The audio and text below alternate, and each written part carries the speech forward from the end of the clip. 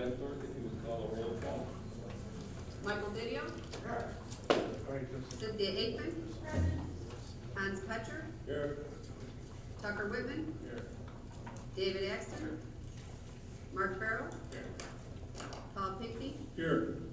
Joseph Runkle. Present. George Farron. Here. Stephen Cuddeback. Here. Joseph Bennett. Here. Stephen Barsky. Here. Pat Mahoney. Here. Timothy Lattimore. Here. Michael Schaffner. Here. If you'd please stand for the Pledge of Allegiance, and please remain standing for a moment of silent prayer. And let us remember all those that have helped us in our community to achieve where we are today.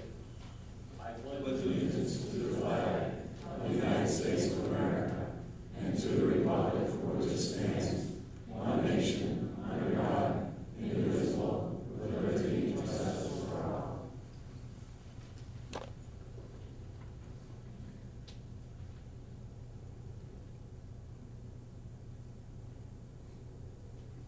Thank you. Please be seated. As we begin our meeting tonight, I first would like to open a public hearing. I believe it is 5:52. This is in regard to a local law authorizing the County of Cayuga to lease part of the premises commonly known as tax map number 11301-3. That's 614 Clark Street Road in the town of Arvelius, from Thomas Walczyk for a term of 99 years. This is so that there can be a 911 communications tower placed on that property. Is there anyone who would like to speak to that subject at this time? The public hearing will be open for 1 hour, and from time to time we'll ask if anyone has any comments on that item. The other thing I would like you to take note of, we will have a presentation this evening from the Loretto Health Management Group. This is in regard to the utilization of the HEAL grant monies that we have talked about for in excess of a year. We, as the legislature, have been out to the nursing home to speak to residents, their families, and staff a number of times.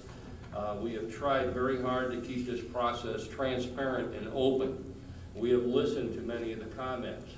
They have prompted many questions back to those people at the Loretto Management Group who have been designated by New York State to be the active parent of a new entity if a merger, if you will, or transfer of services were to go forward, both from the county nursing home and Mercy. We have continued to gather information, as we have stated in the past.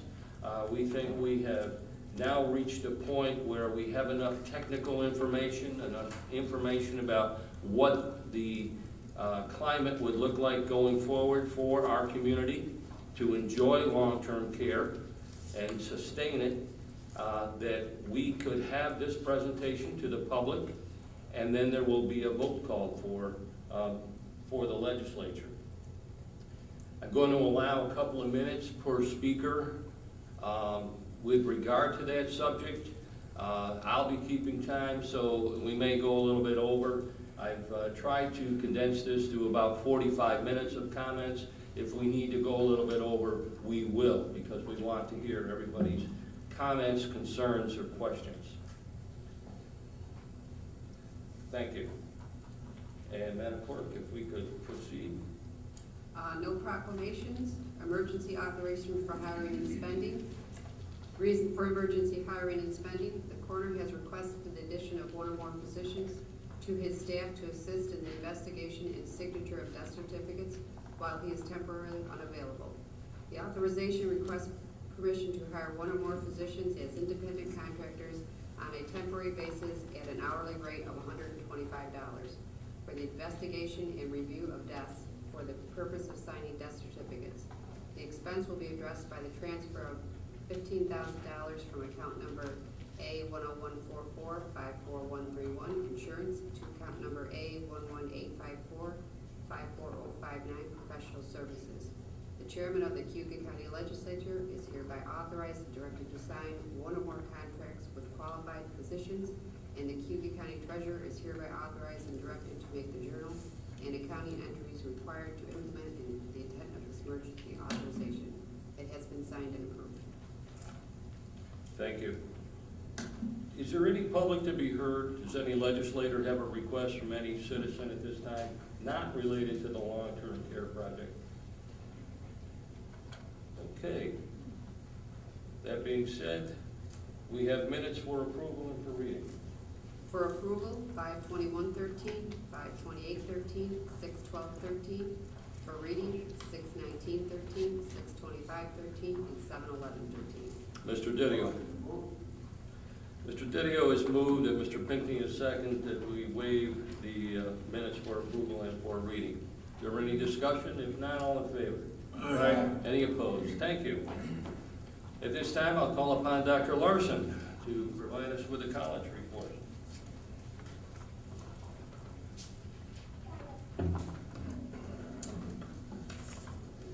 Thank you very much, Mr. Chairman. In light of your agenda, I will be very, very short. You have my written report before you. I'm happy to respond to any questions that may be associated with it.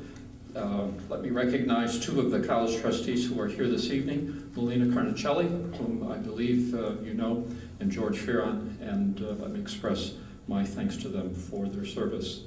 Unless you have any questions, I'll defer any other pieces of my report until next month.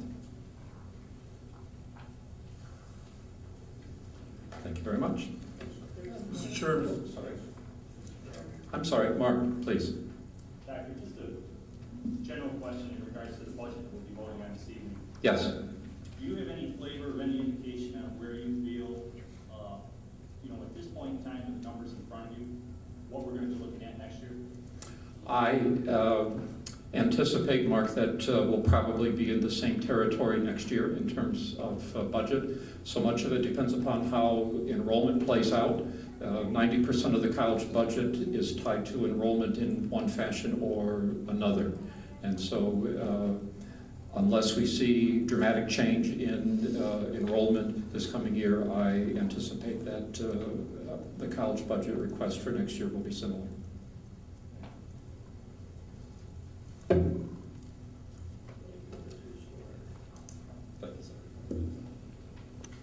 you, Dr. Larson. Are there any individual legislative reports? Okay. Yes, sir. Briefly touch on NACO meetings over the weekend. Native American Affairs issue that I'm on. Full firm on our resolutions that we have in place, dealing with Carcieri, dealing with property tax reimbursements. So we were able to hold everything in place. Nothing got changed, nothing got amended, nothing got moved, which is good news for us. I also met with the multi-state coalition that we work with. We have a lobby firm in Washington who keeps an eye on our interests and keeps an eye on Carcieri and where it's moving. Right now it's sitting still. Once in a while we do kind of get a flare up and ends up trying to be hidden into a appropriation bill. But as of right now, we're in good shape there. Biggest news out of NACO, biggest push is municipal bonds. The Congress is trying to remove tax-exempt status on municipal bonds. That's something that could affect us greatly and affect all our towns and villages, city as well. A lot of people invest in municipal bonds. They're part of a lot of our 401ks and investment plans. If that becomes non-tax exempt, it could change the way that we do business and the way that we go out and get bonds. Make them unaffordable for us to go with, and may make it even more unaffordable for people to purchase. So that could kind of put us in a bind. So I may ask to create a resolution in opposition of removing the tax exempt status. Not sure if it'll help, but at least it gives our intentions and lets our voice be heard. And that pretty much concludes. The latest court decision? Well, I forwarded the court decision to you. It's kind of hard to explain, but it could have some impact on the deal that was struck with the Oneidas. Again, it's pretty lengthy for me to explain to everybody here in this room, but everybody got a copy of it in their email. Take a look when you get a chance. It'll be interesting in the next few weeks to see how that affects this negotiation. Mr. Lattimore. Mr. Chairman, we have a space at the table. Yes, we're going to take care of that business next, sir. Thank you. Mr. Chairman, Yes, sir. now that I have the microphone, I can give a brief update on the Inter-County Association meeting, October 18th at 9:30 a.m. at the Pavilion.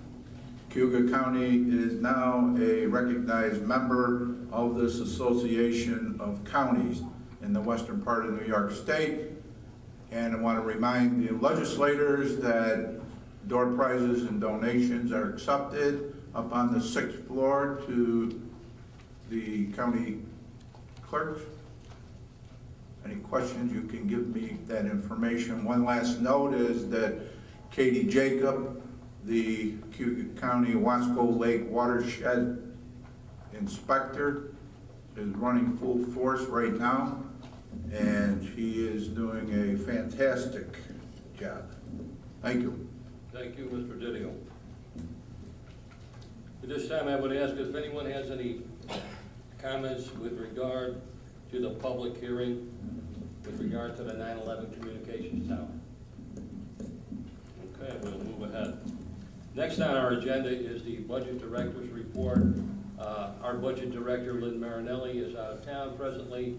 She has provided a report which is in the box. For those not familiar, the legislature has iPads, and we have a section in the iPad for shared communications, and this is an area where these reports, which pertain to our sales tax, our salary sweep, which goes back into the general fund, federal inmate revenue that comes from housing federal inmates at the jail, and things of that nature.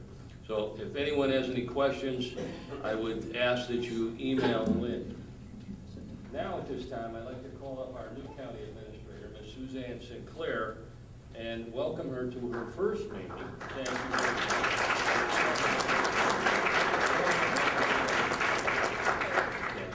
And if you would like to say anything, please go ahead. Well, I didn't want to, he was doing such a good job.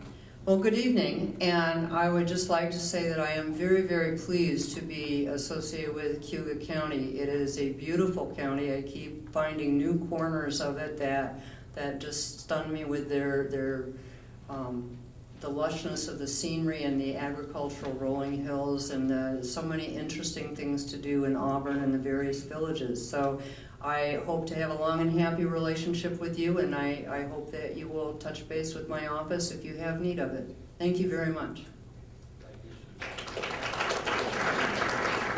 I would like to say we're very fortunate. Suzanne came to us. She had served for a time over in Seneca County as their manager. So she has this county administrative experience, which allows her here on her second day to hit the ground running, and we really appreciate it, and we look forward to her perspective. Next is the chairman's report. I just will comment briefly. It was a pleasure to attend the employees' luncheon at the Holiday Inn, and I asked the clerk office afterwards. We presented certificates for periods of service, 5, 10, 15, 25, and there was a couple of 40-year employees. I asked the clerk's office, please total up the number of years of service that these folks had provided. And that total comes to 11,000, I've got to do this right, 1,150 years of experience. Now bear in mind, Cayuga County came into existence in 1799. So we're way ahead of the calendar here with years of service, and it's a pleasure. And as I said to those folks that day, and I mean it every day, those folks that provide the services to the citizens of this county are truly our ambassadors. And we hope that is something that will continue down the road, and I'm very hopeful that we will continue to show our appreciation from the legislature and from other areas for the services these folks provide. There are no appointments or reappointments. Madam Clerk, communications.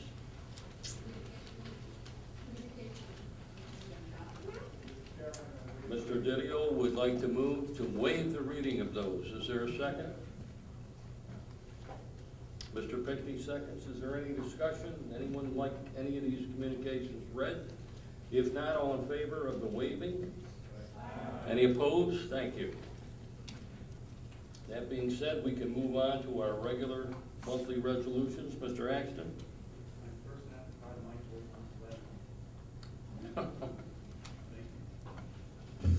Okay, Mr. Chair, thank you. Regular Ways and Means Resolutions WM1 and WM2. Ask for their approval. They've been through committee. Any questions, discussion? WM1 and 1A and 1B, excuse me, yes. Regular monthly resolutions 1A and 1B audited claims. 1A and 1B. Any questions? If not, all in favor? Aye. Any opposed? Thank you. Ways and Means resolutions, I will separate them because I know that they will probably want to be discussed. WM1, reappointing Kelly A. Anderson to a 6-year term as County Director of Real Property Tax and setting her salary. Been through committee, ask for its approval tonight. Does anybody have any questions or discussion on WM1? That being said, I'm going to offer an amendment with regard to the increase in pay. The initial increase is $4,652, and I would ask that it be amended to $2,326 for the year 2014, and then in 2015, it can be increased again by $2,326.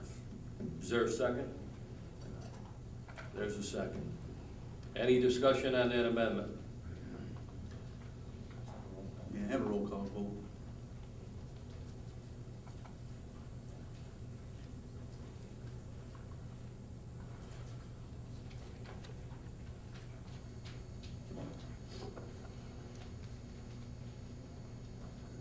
This is for the amendment?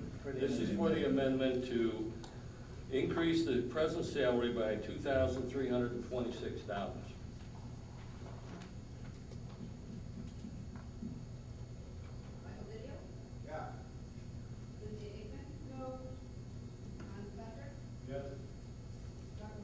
No.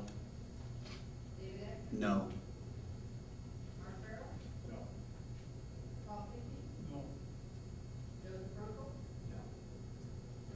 No.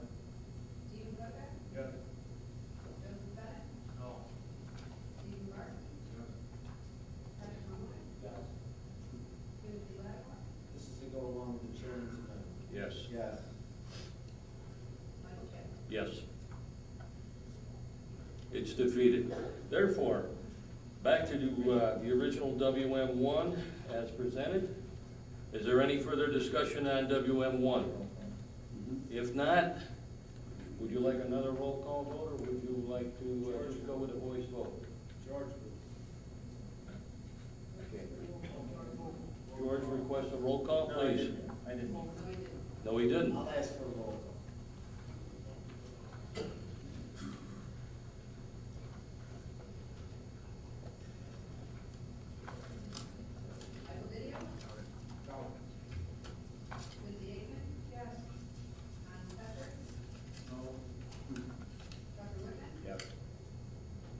Yes. Yes.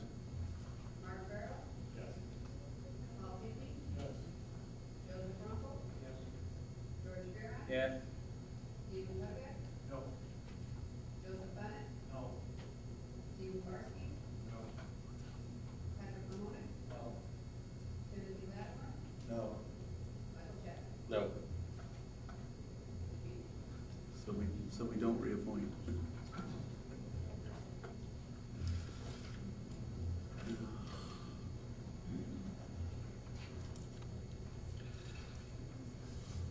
Mr. Axon, would you like to bring that back from the floor without the salary attached, or? No. We'll look for a new property director, I guess. So I suspect we'll converse again in committee? Sure. Committee already made its voice heard.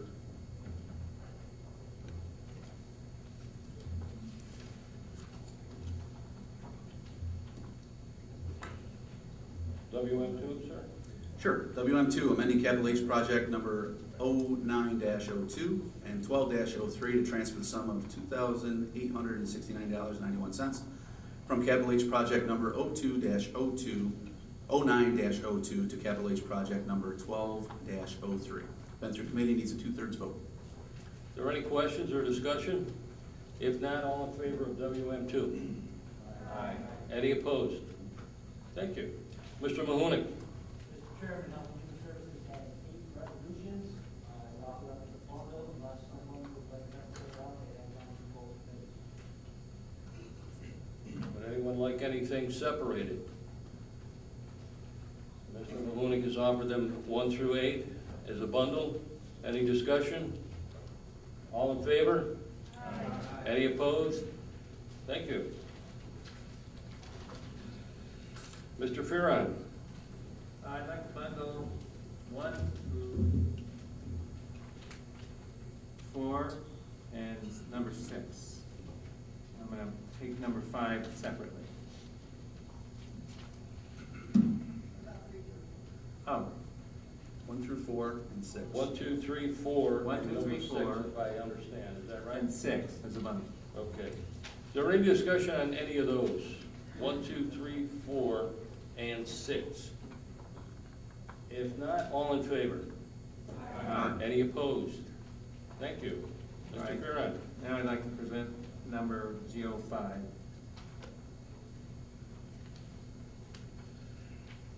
Approving the budget for Cayuga Community College. Mr. Chair, Yes, sir. I'd like to abstain from that. Mr. Bennett abstains. Ms. Sigmund abstains. Does anyone have any questions? Any discussion on this? Mr. Lattimore? Mr. Chairman, that budget came in $2 million less than last year. Is that correct? That budget came in approximately $2.5 million less. Dr. Larson said approximately 2.5 million less. So I'm just saying, it's $2.5 million less than. Anybody else have any questions, discussion? If not, all in favor of GO5? Aye. Any opposed? Thank you. Mr. Pinckney? Sure, and as 4 resolutions, all of them committees, Mr. Pinckney has offered planning resolutions 1, 2, 3, and 4. Is there any questions or discussion? If not, all in favor? Aye. Any opposed? Thank you. Mr. Whitman?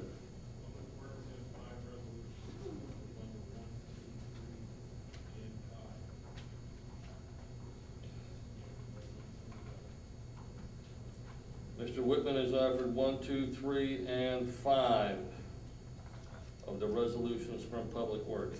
Are there any questions or discussion? If not, all in favor? Any opposed? Thank you. Proceed. I'd like to offer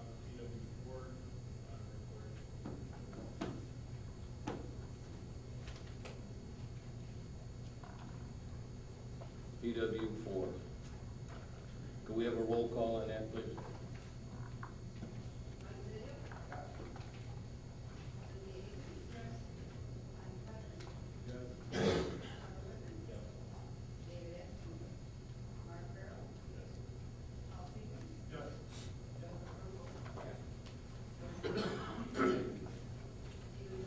Yes. Yes.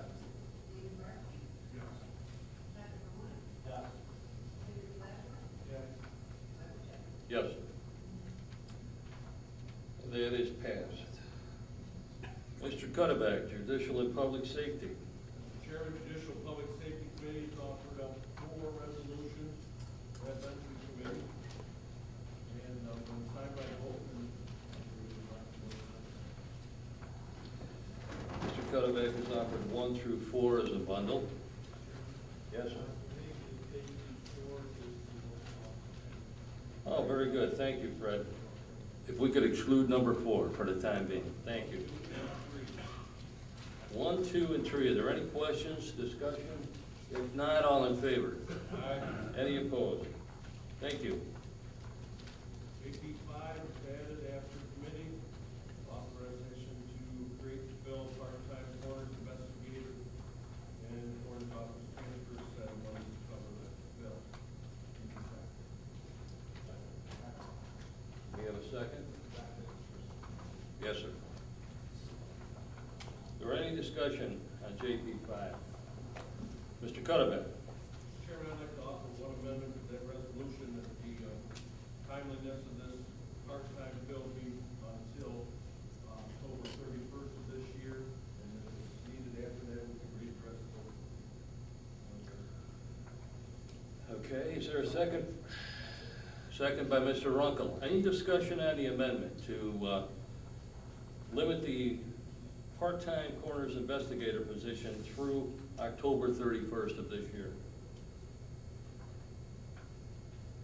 Fred, do we need to do 2/3 on the amendment as well as? The amendment is majority of the. Very good, thanks. So we can take a majority vote. All those in favor of the amendment as stated? Aye. Any opposed? One nay. Thank you. And now back to the original resolution to create and fill the part-time coroner's investigator's position as amended and transfer the monies.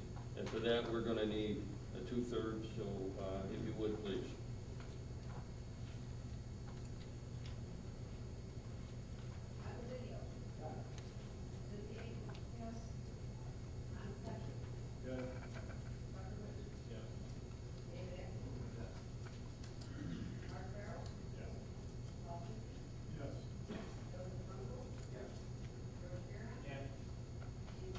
Yes. Yes. Yes. Yes. Yes. Yes. Yes. Okay, that is passed. Is there anyone that would like to speak in regard to the local law with regard to the position of the 9/11 communications tower? Okay, thank you. Is there any other regular business before we proceed? Mr. Lattimore. I'd just like to thank Mr. Scott for his beautiful building, and we had a joint meeting with the Power Authority and the Industrial Development Authority. Noticed huge cranes out back. We're doing a large project in the county, and hopefully we can do more of that out there. Very good, thanks. Yes, certainly we owe a thanks to the BOCES personnel and everyone involved that can provide such a facility that allows all of us to be in the room. I don't think it'd be very comfortable downtown tonight. We've suddenly taken up the new habit of shutting down the air conditioning when most everyone leaves the building, so be a little warm. At this time, I'd like to move forward then. It's only about 6:20, but I'd like to ask Mr. Bruce Buchanan, who is from the Loretto Management Group, if he would like to come forward. Mr. Buchanan has a presentation, and he may call upon some other members. I think Derek Pierce is also going to participate. He is the CFO from the Management Group. And again, I would ask your patience, and we will wait until the completion of the presentation. I'm then going to ask any members of the legislature if they have questions or comments before I turn it over to the public segment. Bruce? Yes, right here is good. You probably want to be able to see that, so if we can roll this out. Well, it's on this. All this high tech, I don't know. It's your Hollywood percent.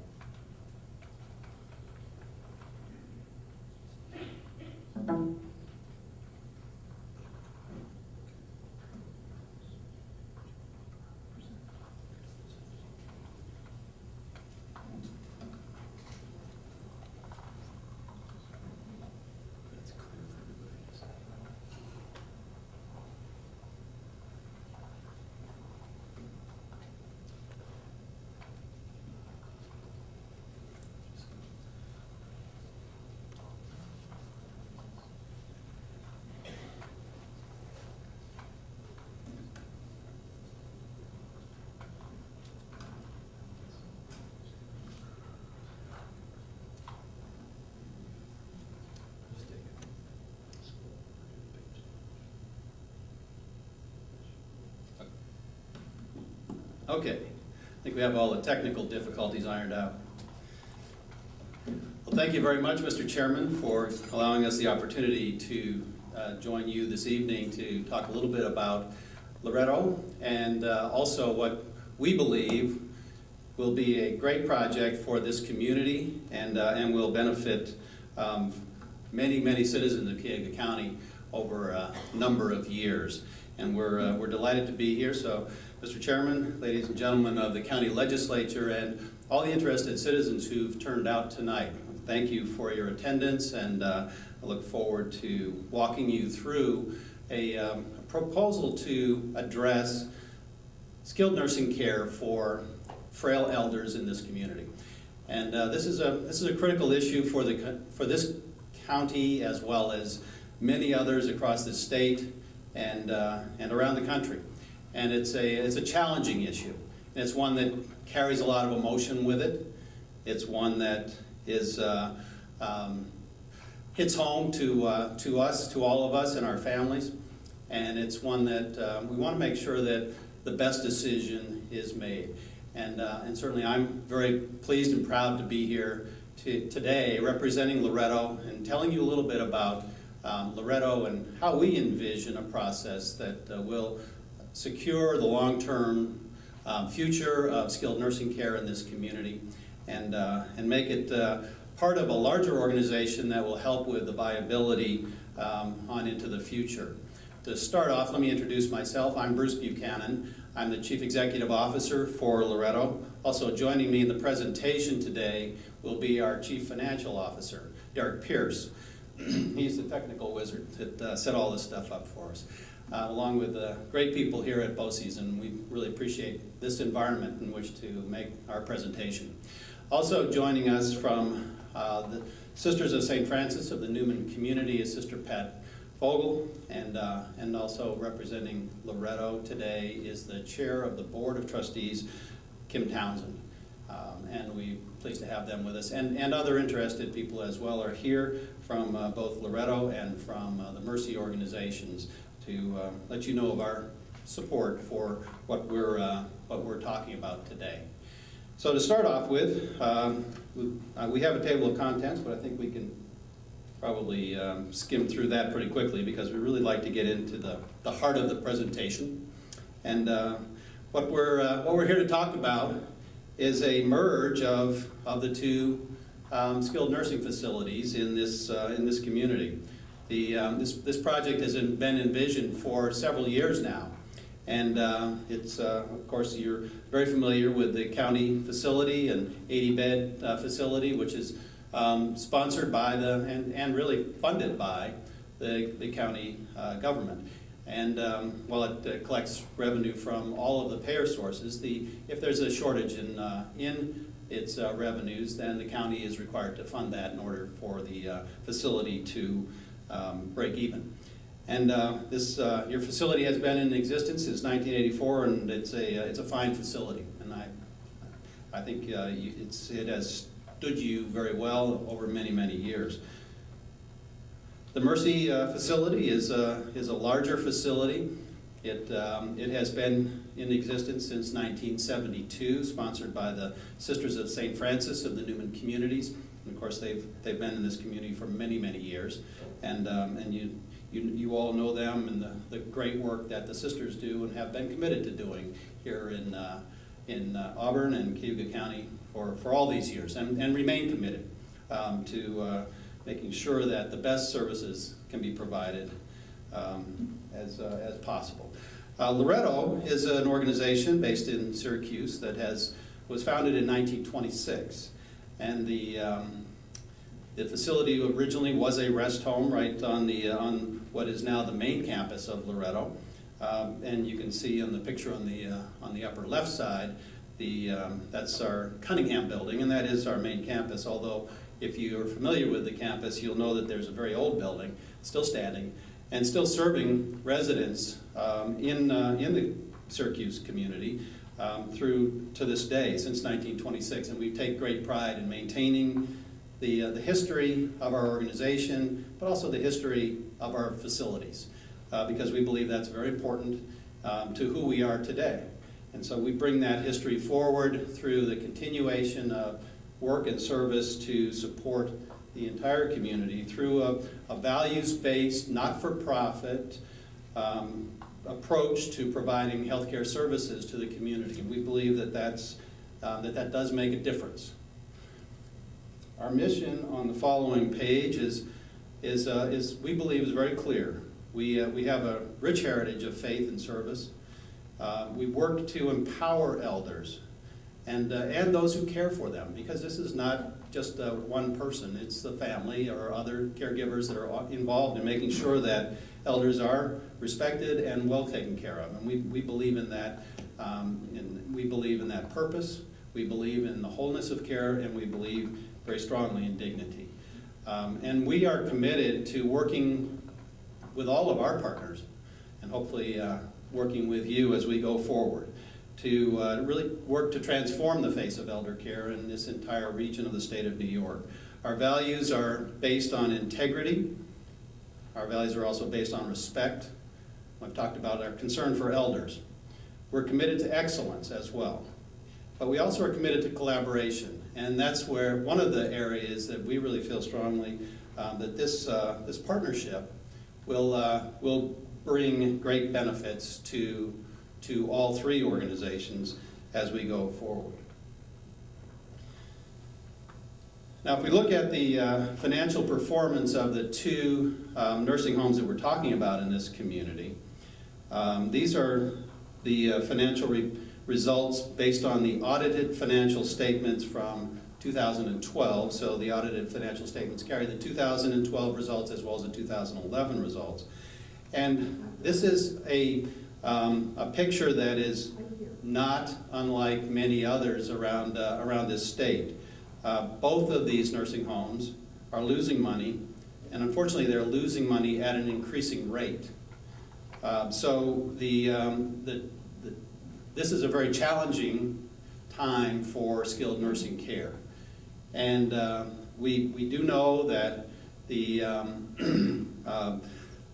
state government has limited resources and is looking for new ways to fund skilled nursing care in the future. It's going to continue to be very difficult. And the fact of the matter is that there isn't anybody out there who's looking to pay nursing homes more money. Everybody's looking to pay them less. And yet, nursing home costs, all of healthcare costs, continue to go up, as they should. Employees deserve a living wage. They deserve benefits that are fair, that provide them the ability to support their families, to provide them the opportunity to plan for retirement. We believe strongly in that. We believe that's part of our commitment to dignity of all persons that we work with. And, but yet it becomes more and more challenging. And Loretto itself has not been without its challenges either. Over the past several years, Loretto's financial performance has slipped and has suffered some. And we've worked hard to get it back on track. And we believe we've made great progress in this area, and we think that the need in the future going forward is for organizations to come together, to work together, to collaborate, to combine in ways that will allow the economies of scale of a larger organization with a commitment and a focus to the local community to prevail and to continue to provide the services and support that's needed in albeit a very changing and rapidly changing environment. So historical financial performance has not been good for either organization, and the fact is that certainly I can speak for the Mercy organization. The Mercy organization will not be able to continue in the current way that it does business if this project and the HEAL grant that we have up on the next slide does not go forward. You may recall that there was a proposal last. Is there a way to make it clearer? Well, oh, I did it, huh? All right. Good. All right, well, that last February, a HEAL grant, which is a proposal for funding through the state that actually comes from the federal government to support distressed healthcare organizations, in this case, was proposed to actually bring the three nursing homes in this community together in a way that would allow for updating as well as a combining of facilities to become more efficient and actually to reduce a few of the beds that are currently licensed in this community. As that proposal wound its way through or began the process, actually, the hospital, Auburn Memorial Hospital, decided to withdraw their participation in the process, and the grant was revised to strictly focus on the Cayuga County Nursing Home as well as Mercy.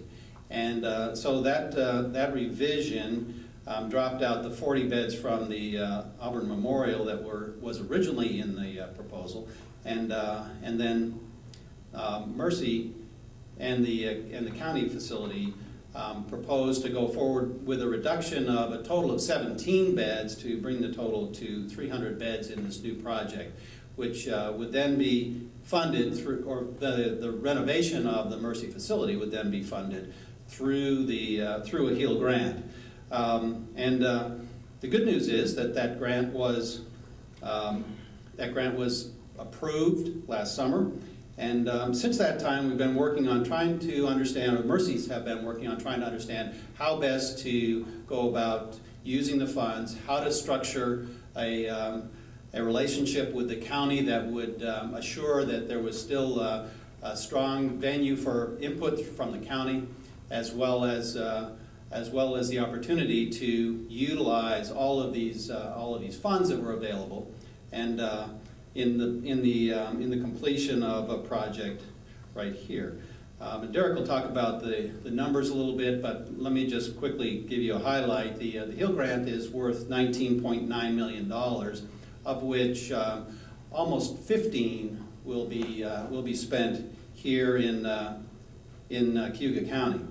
And then to complete the project, there is a second phase of construction that will have to be done as well, bringing the total construction cost or total construction dollars spent here in Auburn to approximately $30 million. And we have a slide that'll go through the detail of that. So it's it becomes a very significant project as we go through this process in order to complete the work that would be required for the Mercy facility to be transformed to accommodate 300 residents at a time.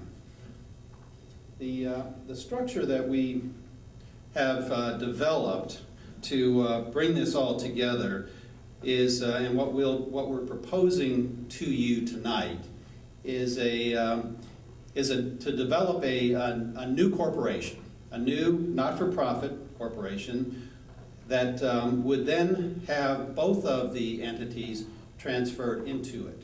So this new corporation would essentially assume the operations of both facilities under one new corporate identity, a not-for-profit, non-governmental corporate identity.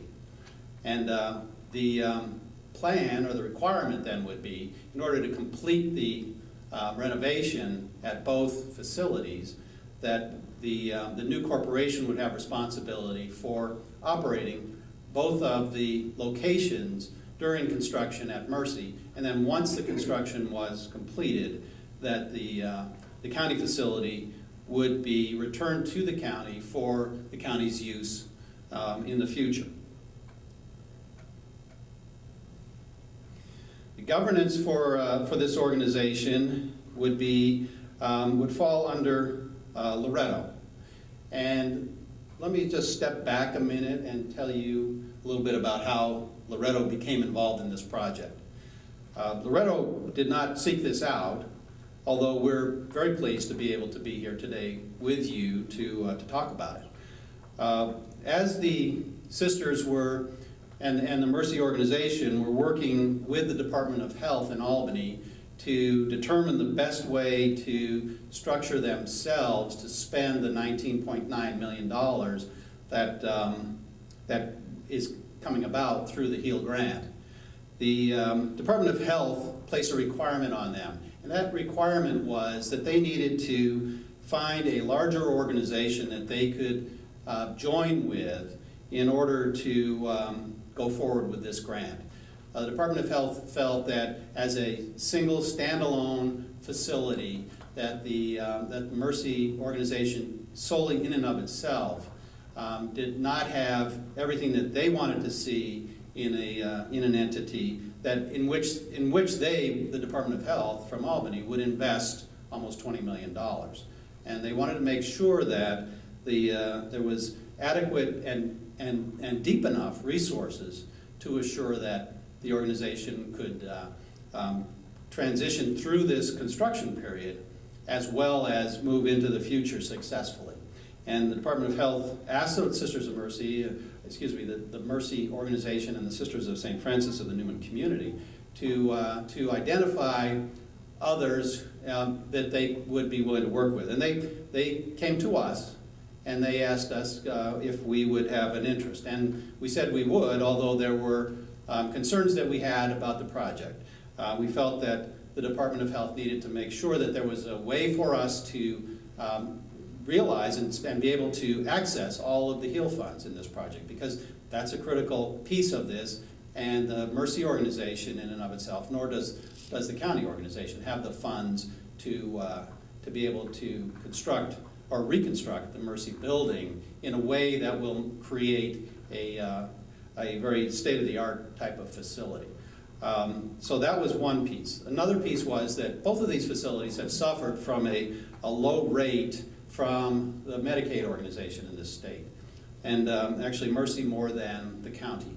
And so the second piece for us in dealing with the Department of Health was that the Department of Health needed to understand and commit to providing a rate for Medicare or Medicaid beneficiaries, of which approximately 75% of the people, the residents in both of these homes are covered by Medicaid.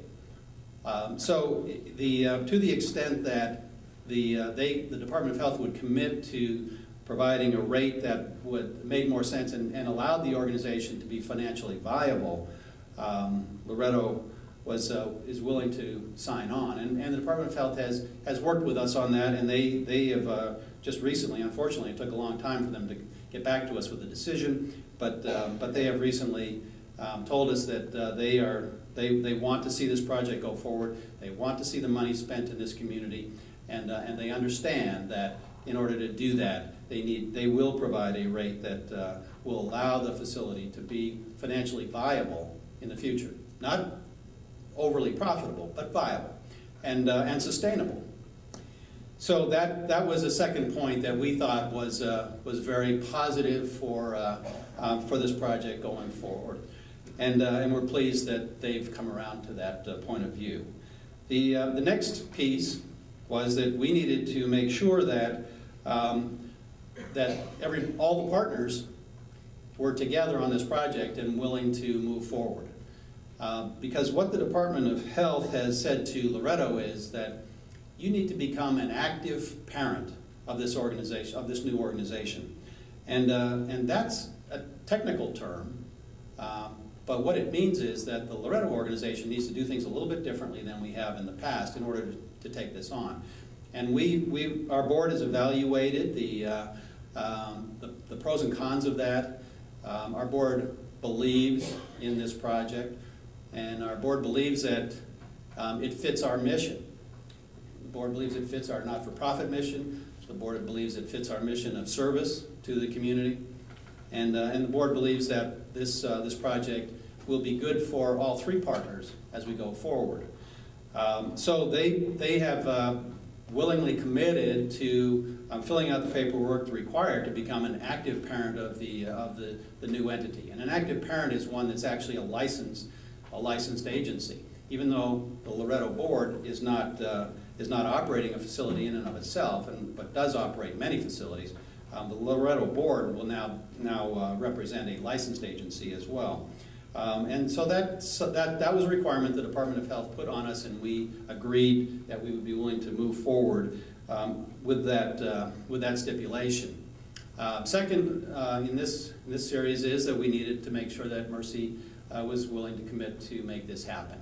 And the Sisters of St. Francis of the Newman Community, the Mercy Board, have taken it under advisement and are prepared to transfer their facility into this new corporation, which will be operated by Loretto, to assure that this service and this work and their mission can continue as we go on into the future.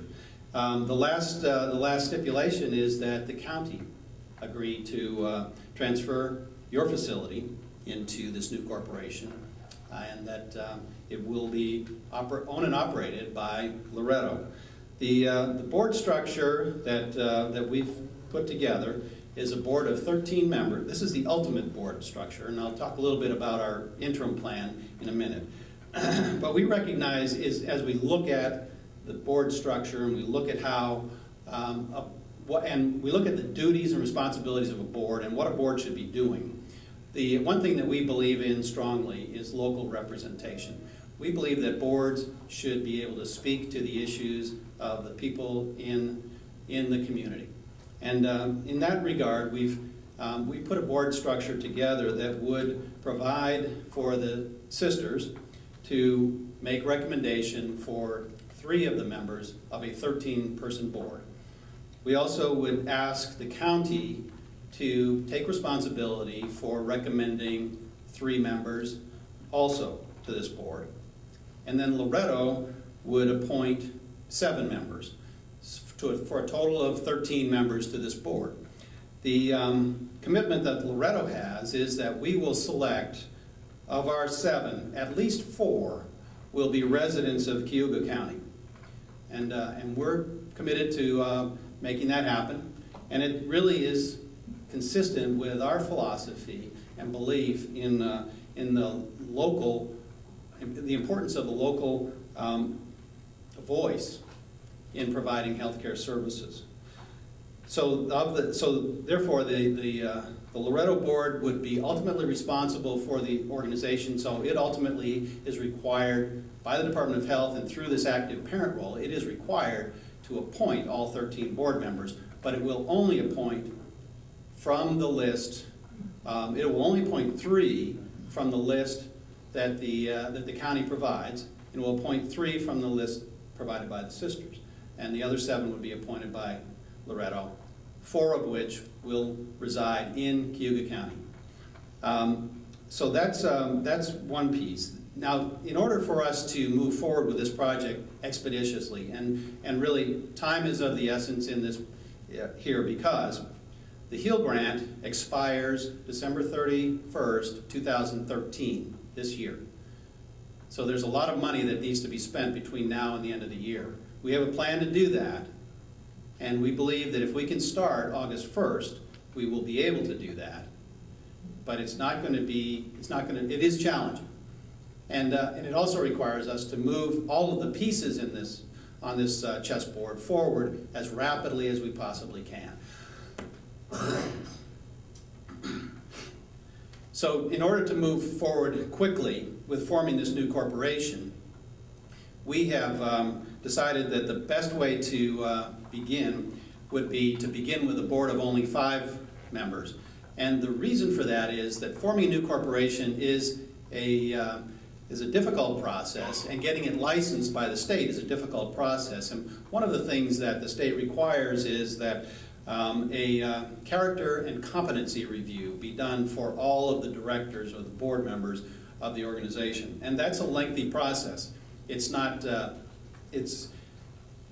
something that can't be done, and it's certainly, but it requires completion of forms and disclosure of a lot of information about the individual. And we felt that in order for us to get this new entity accomplished as quickly as possible, we should start with a board of 5. So what, in keeping with and committing to keep with the relationship and the ratios that we've established for the board, we would have Loretto select 3 members of this board, and ask the sisters to recommend 1, and ask the county to recommend 1. This will be a transitional board that will complete its work and then transition to the larger board as soon as the new corporation is established. And that we anticipate will be by the end of the year. So, and in that, Loretto will continue to look for opportunities to provide local representation, and we will work to try to have 2 members of the 3 that we appoint residents of this county. It's a little bit more difficult when the numbers are smaller, but we certainly want to try to make that happen.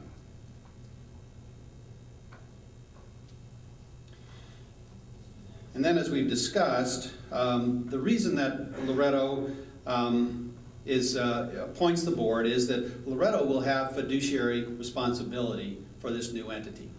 And what that means is that if there's anything that goes wrong, Loretto is obligated to make sure that those problems are corrected. Loretto will have to, and because of that, and because of the requirement for sitting as an active parent, Loretto also would have final approval of the annual budget, final approval of the strategic plan. Now, Loretto is not going to go out and create those documents. Our expectation is that that's a local function. It's developed locally at the institutional level with the input and direction of the local board. Then once the documents are completed, once the budgets are completed, it's shared upward in the organization for final approval by Loretto. If the Loretto board were to have questions about that, they would send those questions back to the local board for review and comment. But those decisions will not be made in a vacuum. They can't be made in a vacuum. But that's the reason why Loretto will be involved in this fashion. And also, that's an expectation that the Department of Health has for Loretto serving as an active parent. So that's and then Loretto would take over as manager of this new entity. That completes the kind of the introduction to the project. Derek is going to talk about the money side of it, kind of walk you through the finances of it and how that will work, and then I have a few more comments that I will make. But certainly, if there's any questions, I'd be glad to entertain them as we're going along here.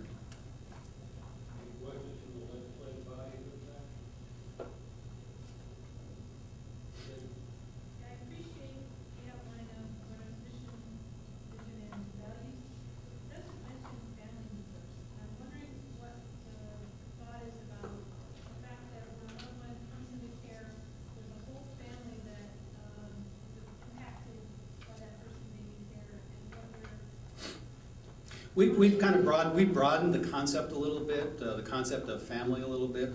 As we look at our mission, we talk about the elders, but also those who care for them.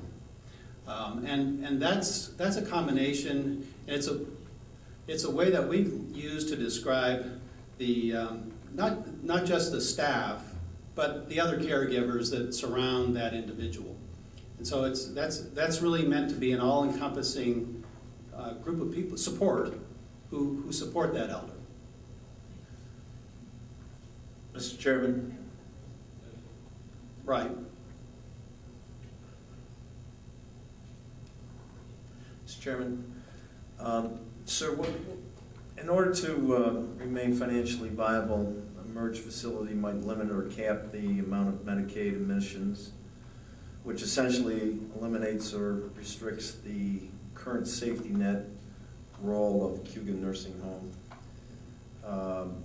The result, we would operate a Cayuga County Nursing Home in the first place is to ensure that the host or the best quality of care for all Cayuga County residents, regardless of the ability to pay. If merged or sold, that mandate to care for our own could be lessened or eliminated. Is there going to be any restrictions on the Medicaid admissions? under this new merged system? The short answer is absolutely not. And Derek will show you the financial projections that we have and the payer mix in those financial projections, which is exactly the same as what the two organizations are experiencing right now. But Loretto's policy, step back from the projections, Loretto's policy is an open door policy. Loretto believes strongly that people who are in need of care should receive that care regardless of their ability to pay. One of the things that we've worked very hard on is to find sources of funds for people who don't have the means to pay for their care. And we've been quite successful over many, many years in being able to achieve that goal. But Loretto will keep the doors open to all, and we're absolutely committed to doing that. And that's one of the reasons why we felt it was so critical to gain a commitment from the Department of Health before we came to you tonight to discuss this project, to gain a commitment from the Department of Health that they would be willing to provide a rate for the Medicaid, the residents who are served by Medicaid in this new facility that would allow the facility to be successful. And we believe they've done that, and we believe that they are totally prepared to support that. And that also is consistent with the funds that are being spent through this HEAL grant. And part of the rationale for the HEAL grant was to assure that doors would be open to all residents in this community as we go forward into the future for a strong, viable facility that is really serves as a caregiver for anybody in the community that needs that care.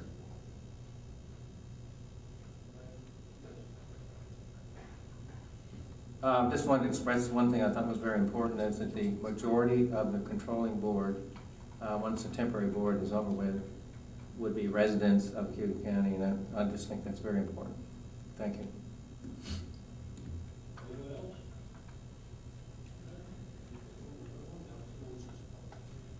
We got some more. Yes, I just got public law.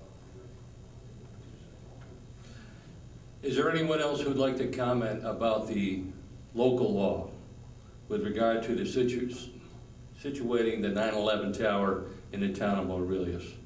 If not, then that public hearing will be closed at this time. Mr. Pierce, if you would. Thank you. Thank you. As Bruce indicated earlier, I'm going to go through some of the financial information, starting with the HEAL 21 grant. And these are some of the numbers that Bruce mentioned at a high level.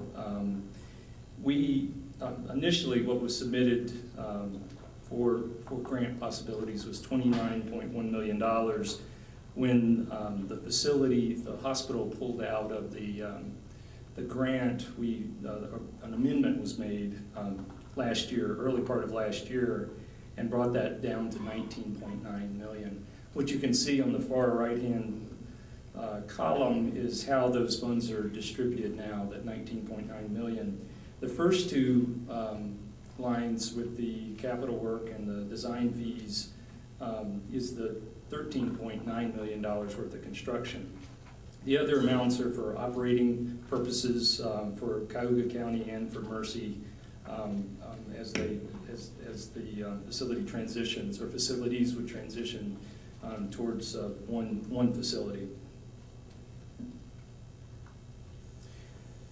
So how that 13.9 fits into the pro forma that I'm going to show you in just a few minutes, if you look to the right-hand side of the page, you'll see the uses of the project. There's the 13.9 in phase 1. Bruce has already mentioned phase 2 of roughly $14 million of renovation costs, and then the FF&E, or the fixed furniture and equipment, of 2.5, coming to 16.5 million. And in total, $30 million worth of construction and equipment. We also contemplate a need, and you'll see this in a few minutes, needing a working capital revolver of $2 million. That's in the bottom right-hand corner for phase one. And what will happen with that revolver, along with the phase two construction costs and FF&E, we'll roll that into a longer-term mortgage once the project is completely done. But that revolver, what is contemplated is us using that, using those proceeds to just help with the integration and running two campuses for a period of time. Again, while the campus, the main campus, is being renovated. Some of the, and Bruce mentioned earlier, these are some of the key assumptions that went into the financial projections. The first line is the Medicare mix. These are the rehabs that are coming mostly out of the hospital and are shorter lengths of stay. The next line is the Medicaid, the 79%. That is, as he indicated, really just taking the occupancy rates of the two facilities and putting them together. There's no assumptions about reducing the Medicaid mix or increasing that. That's just those mixes as they stand. And the other mix is insurance, private pay, and hospice and various other payers that are in the mix of the two campuses currently. The revenue inflation rates, you can see what we've assumed in the model that I'll show you in just a few minutes. The Medicare, I think it's a modest increase with what Bruce was saying earlier about the paying less, wanting more, but paying less from the federal government. That's, I think 1% is modest, but that may be where we end up. I know over the years, Market Basket has given us a couple of percentage point increases. Then the insurance increases, the private increases. The real critical point of this that says see below is the Medicaid rate. Being that it's almost 80% of our business, this is a pretty important factor in the model, pretty important set of assumptions. So in box number 3 down at the bottom, you can see the per diem rates.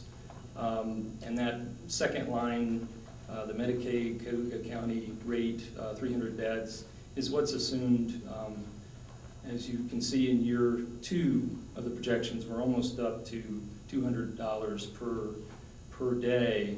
Right now, I believe Cayuga County is in the 150s, mid 150s, and Mercy is around that rate. I think actually a little bit less. 130.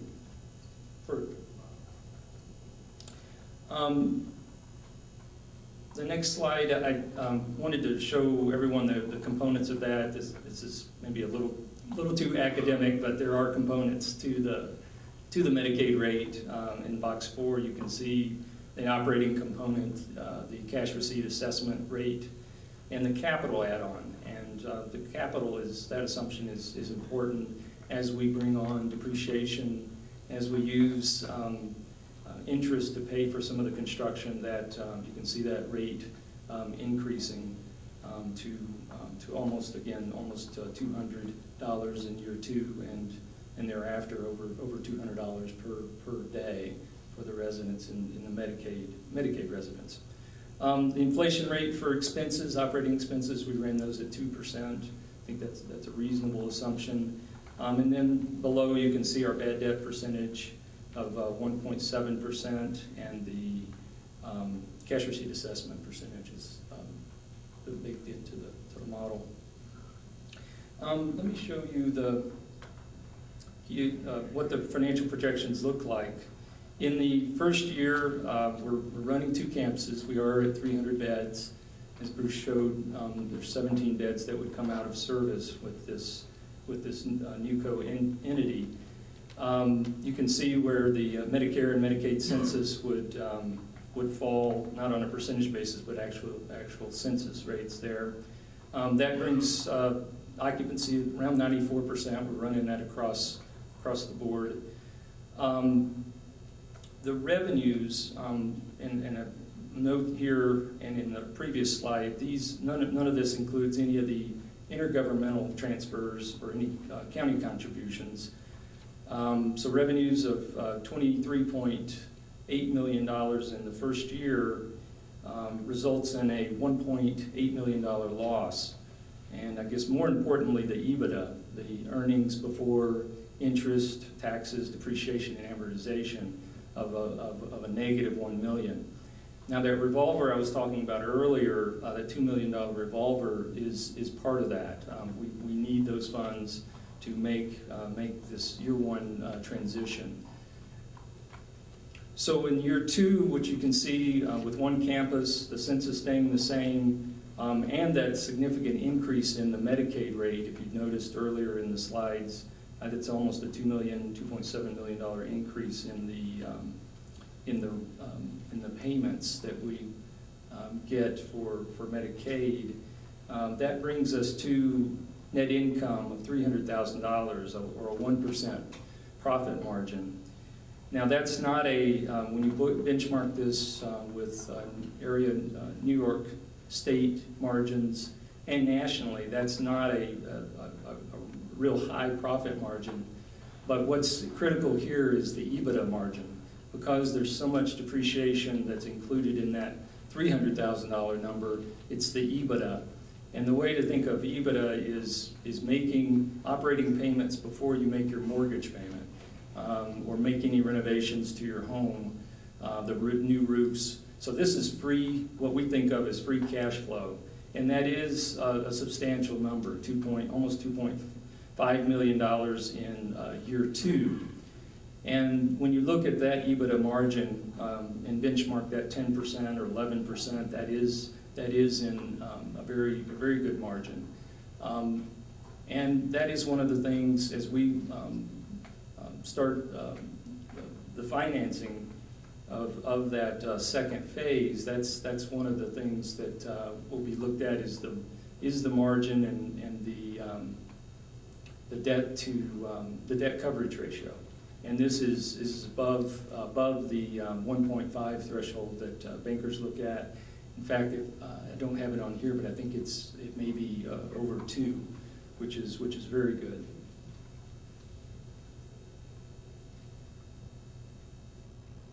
And that is a quick highlight on the financials. Could entertain questions from you all related to the financials.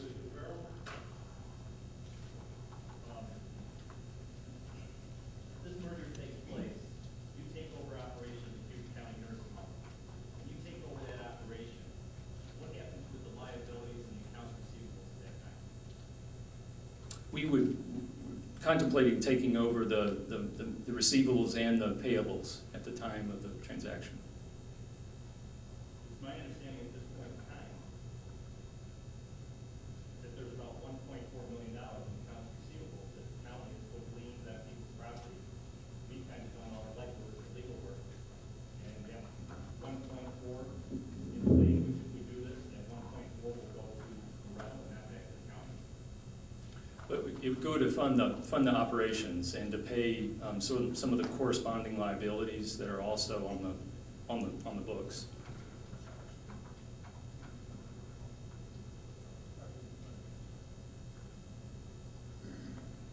Right. Do you have any idea, looking at those numbers, looking at 1.4 on receivables, what kind of liabilities would the nursing home be looking at that point in time to justify 1.4?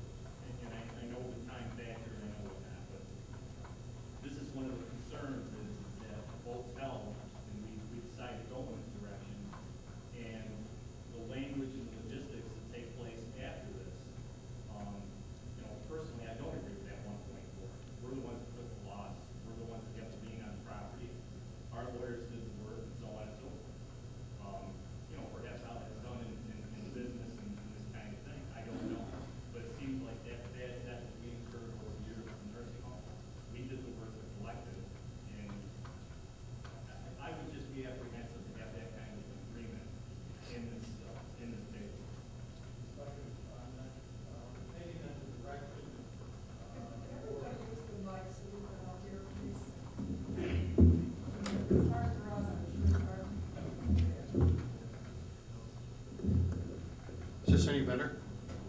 Depending on the, Mr. Farrell, depending on the direction that the board gives the group that would be negotiating, that may be part of the discussions going forward, as far as what actually happens to the receivables and the payables.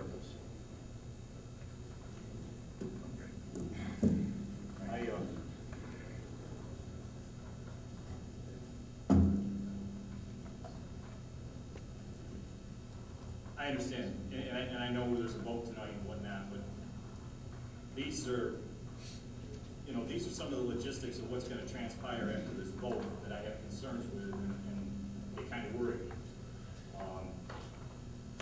Our expectation on this point is that the receivables that are outstanding would be sufficient to cover the liabilities that are outstanding. If there is a difference between the two, that the balance would revert to the county. I hope it's my understanding at this point in time that there's been a considerable difference in those numbers. And that's why I just want to make sure that the county has language that's going to protect us down the road. Our expectation is that that we would collect the money that's outstanding, and that we would use that money to pay the bills that are outstanding at the transition. If there's funds left over at that point, then those funds would revert to the county. Another question, and there was talk in the last presentation that in addition, you're mentioning a $32 million project, 19.9 on a Hill grant. There was mention in regards to funding from possibly a source like St. Joe's. That's Derek was referring to the working capital line of credit. Right. And that would come from St. Joe's or perhaps a bank. But we expect that's a critical piece of the project as well.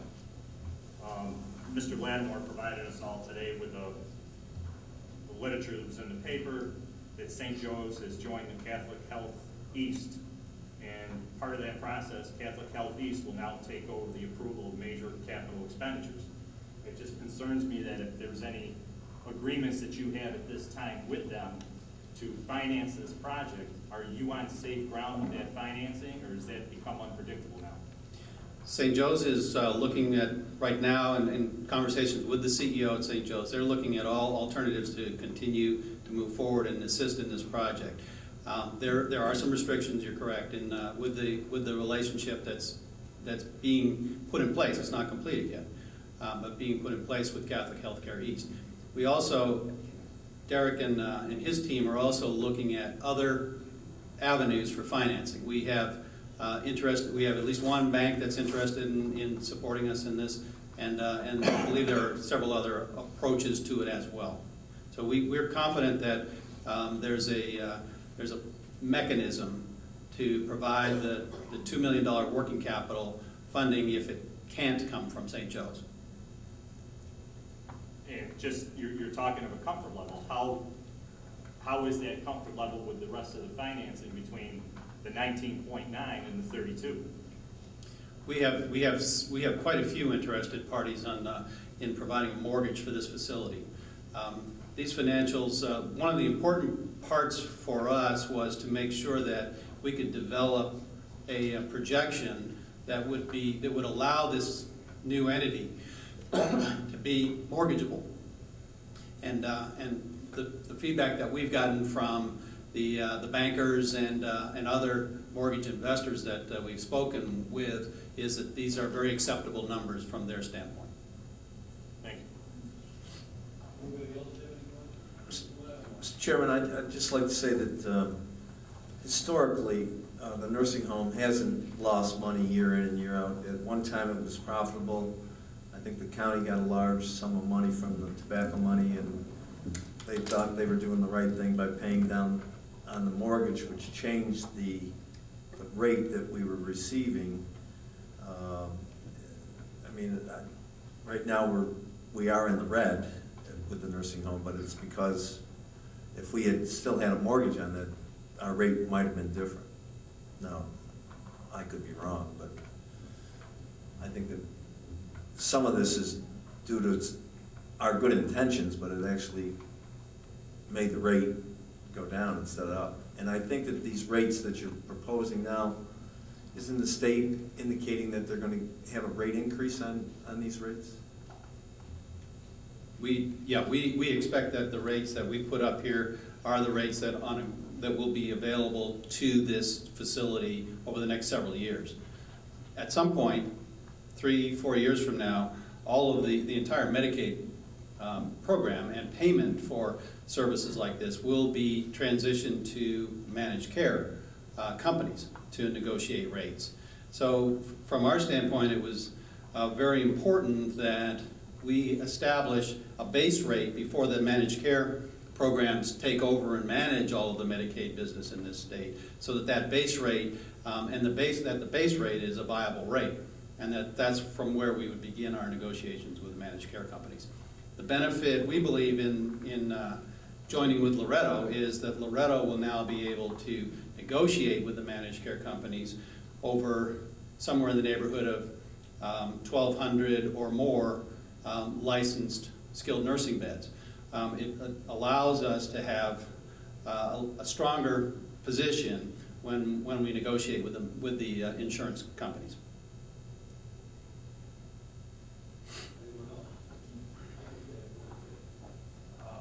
I want to be clear. My understanding coming in that I believe you're referring to the liabilities and accounts receivable, that was an item that was going to be talked about, because we do have, I believe the IGT money will arrive at some time, and we have, what, 4 or 5 houses out there that will be, sold to pay for prior care, and certainly we want to get that paid, And if I understood you correctly, are you taking, when you talk about that sum of money, are you taking that money and paying current bills? No, we're paying the bills that were generated prior to. Prior to, that's prior to the saying. transition. Right, that's what I'm saying. So you're Right. taking our money, really, and applying it to the bills that we would apply it to. That's correct. Okay. And only those bills. And only those bills, all right. good. Yes. Thank you. And what's left over would be returned to the county. Thank you. Mr. Studio.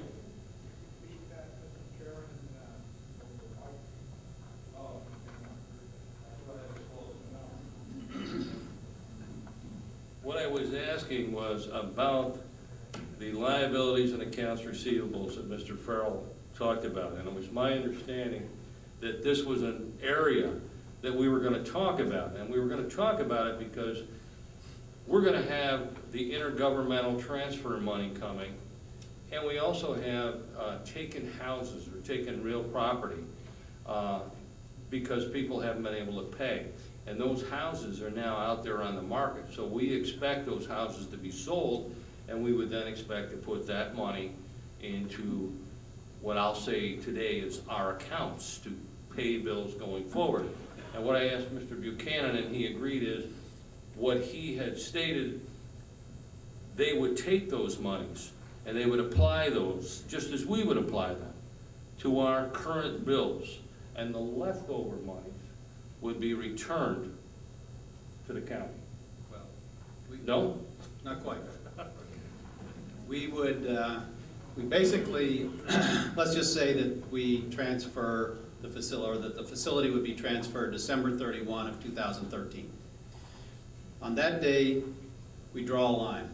We say we have this much money, or the county has this much money in the bank, has this many bills to pay, and this much money that they have billed that they haven't received yet.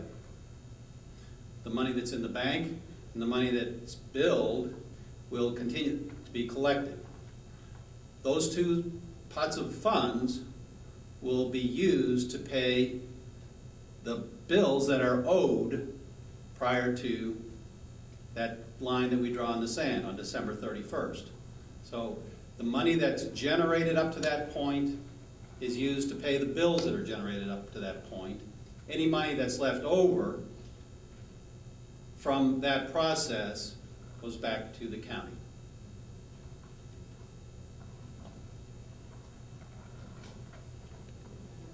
Okay? Any other legislator have any questions for this matter? Just want everybody to be aware that these rates for Medicaid that are up here, those rates would not happen if we don't move forward, and we would still be on the rates we're on now, which basically for both facilities are unsustainable related to long-range financial.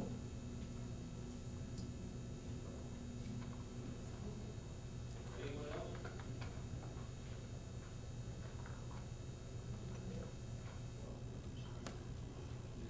I have more.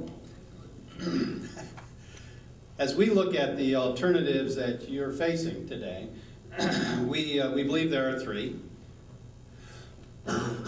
One is would be a sale to private interests, and we do know that you have sent an RFP out to those private interests, including Loretto, to request information regarding possible sale to a private entity.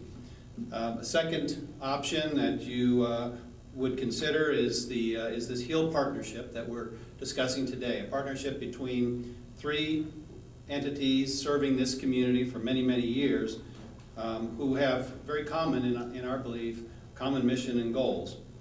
And then the third option would be to stay as is and continue the county operation of this facility.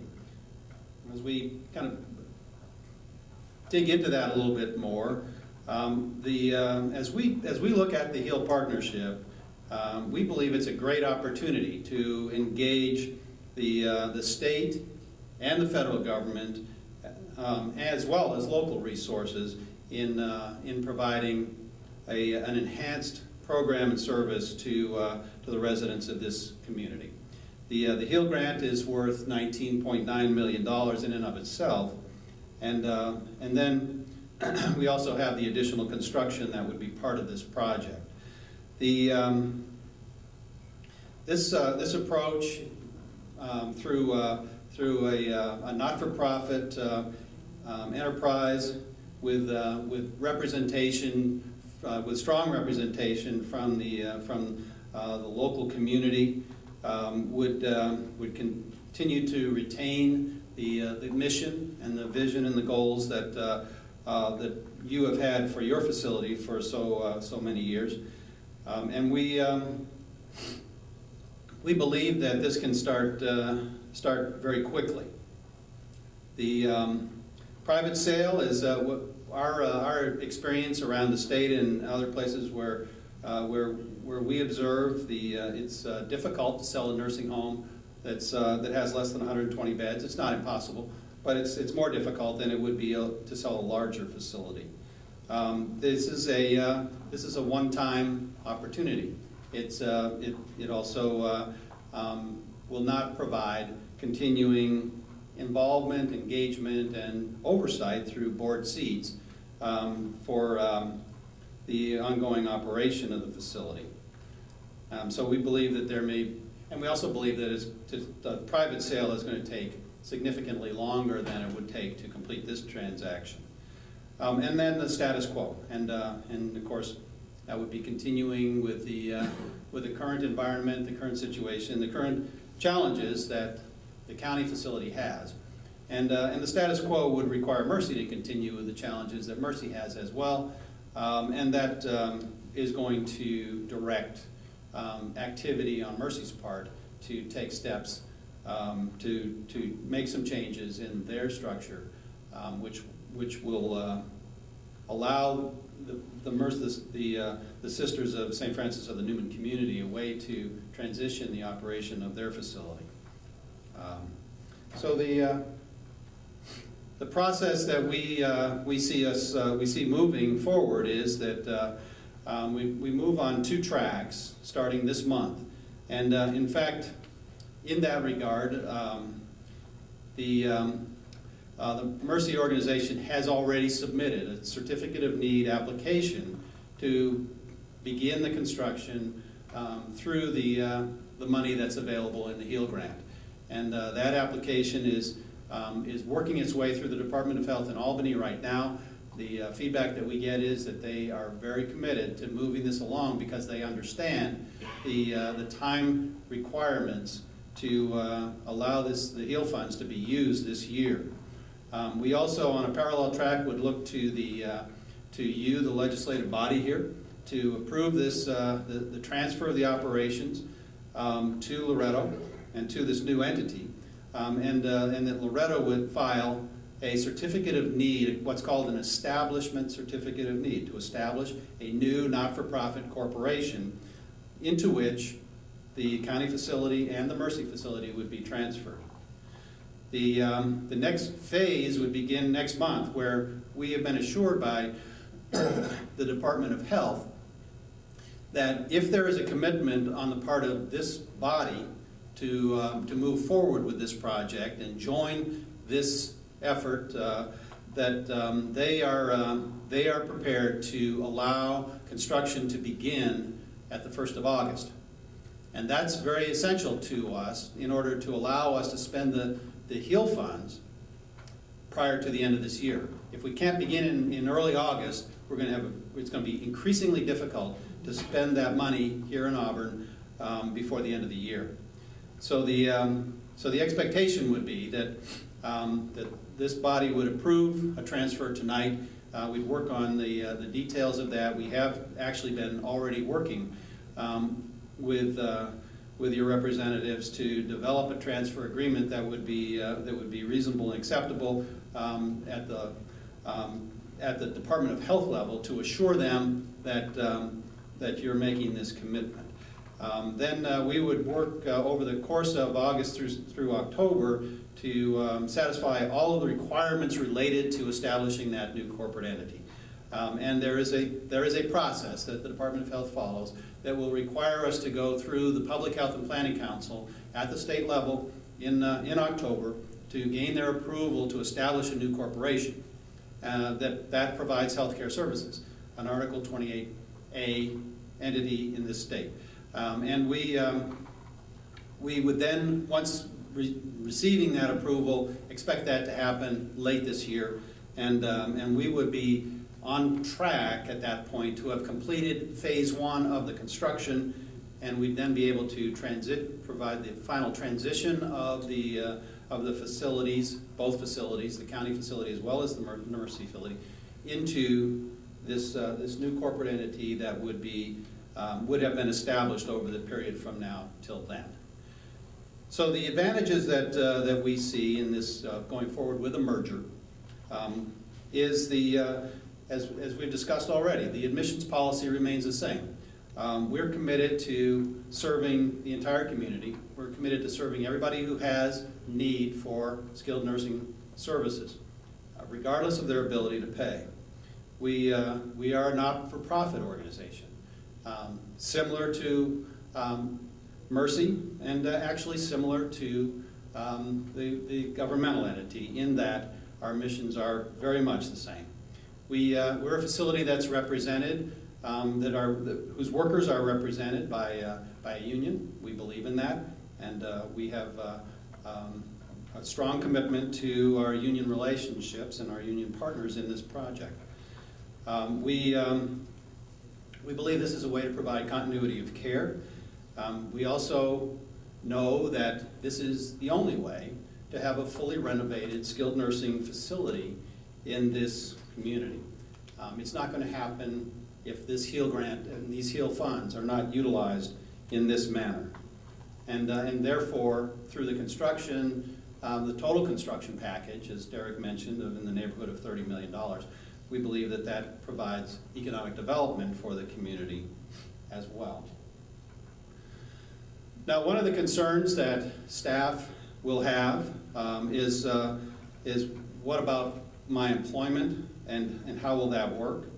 One of the things that we do know is that we're going to need all of the employees that are currently working at both facilities for a good long while, and maybe indefinitely. We would expect that all employees will be treated equally between the two facilities, and that we're absolutely committed to a process that will assure that happens. On becoming a new employee of the new corporation, these employees will have the same opportunities that all of Loretto employees have to participate in career advancement in a larger organization. And we believe that's a plus for the staff of both entities, because we do have a number of classes that assist staff in moving up in their careers, and now there'll be other opportunities for them, or potential opportunities for them, to work and have more choice in the jobs that they may choose to pursue. What about seniority and rate of pay? We expect to honor the date of employment of every employee that currently works at the county facility as well as the Mercy facility. And we expect that will be the seniority date for every employee in this new organization, their original date of hire in their respective organizations. We're also committing to keep everybody's rate of pay as it currently stands, and we'll continue to evaluate all of the rates of pay in the organization going forward to make sure that they're fair and competitive with market rates. But nobody will lose salary in this transition. Now, merging cultures is always a challenge, but we also believe it's an opportunity. And we understand that to do that well, we need to begin immediately in working with the staff at both facilities, as well as people from Loretto, to create a process whereby everybody feels that they have an opportunity to work together to create the best environment for the new entity, and a new environment for the new entity. We know that there will be ways of doing things that will be that the Mercy employees will have, and there will be ways of doing things that the county facility employees will have. And our goal will be to identify the best practices at all three organizations and apply those here at this newly renovated facility. We want to have specific opportunities for communication, updates, as well as tours of the facility, and regular in-services to keep everybody informed as we go through this process. Because once we start down this path, there's going to be a lot of questions, and we know that communication is going to be critical to, and very open and active communication is going to be critical to the success of a project like this. So we'll look at an employee governance model that would be constructed with teams from both facilities. We want those teams to really develop a clear vision and roadmap for integrating all of the desires and needs of the staff at both facilities, and we'll look at what those best practices are, and then design a roadmap to implement them as we go forward. And we also want to really emphasize that the last point here, which is that we really believe that this is an opportunity for the two organizations and three organizations to come together and really talk about us and not them, and to create an environment that works for all of us together. So our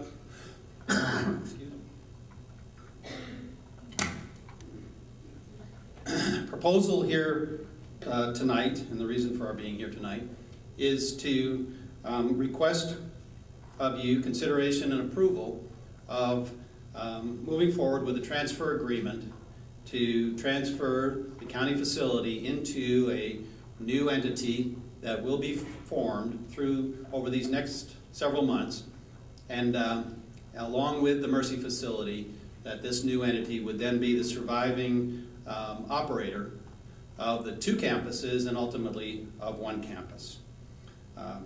I would be glad to continue to respond to questions, and I thank you very much for the opportunity to be here tonight and to share our vision of a new and revitalized program to provide care for the residents of this community who are needing skilled nursing care in the future. Anybody else in the legislature have any questions at this point? If that's the case, what I'd first like to do is, we've been broadcasting live out to the nursing home. Folks down there, my microphone. Sorry about that, that's my name. We've been broadcasting to the nursing home facility throughout this meeting. And so before we start taking questions here, I see we have a number of residents out there and perhaps family or staff, and I would ask if there's any questions from the nursing home, we take them first. There is none? Okay. Then we're going to move along, and a couple of things, rules of the road. Please raise your hand, you'll be called upon. We're going to need you to state your name for the record so the clerk can get that. And we will have a microphone that can travel. Do you want to take this one? Do you want to take that one? You want to be the microphone guy? And you do, okay. I might break it. And I'll take the other one.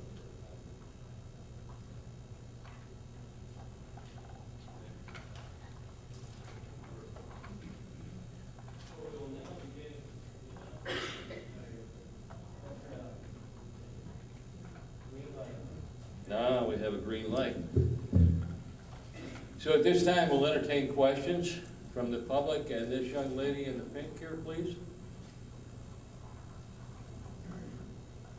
At the previous meeting that was held a month or so ago out at the nursing home, something came up about what happens to the folks who are currently in the county and state pension systems.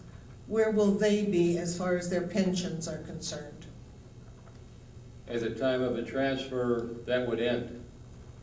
Our obligation, the county government's obligation continues. You know, there's legacy costs naturally. But they would not be in that pension system as far as contributions go at that point. So they would not have the benefits of those of us? If they have enough time and they're vested in the pension system, then of course they can receive the benefits. Down the road? Yes. And Fred, correct me if I'm wrong here.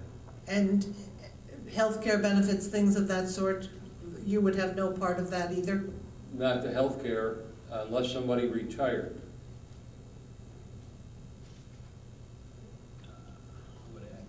Oh, Kathy Bell. Jump up. Yeah. Let me just add that the new corporation that will be formed as a part of Loretto will have all of the health and welfare benefits that Loretto offers to all of its employees, so health insurance and a pension plan as well. But everybody would be starting new, but we did say we would grandfather seniority, so we'll find a way to address that in that process.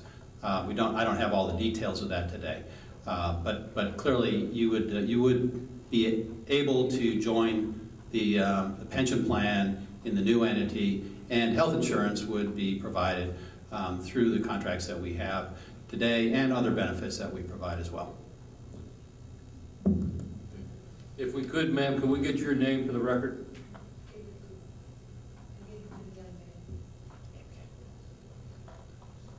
The name is Bell, Kathy Bell.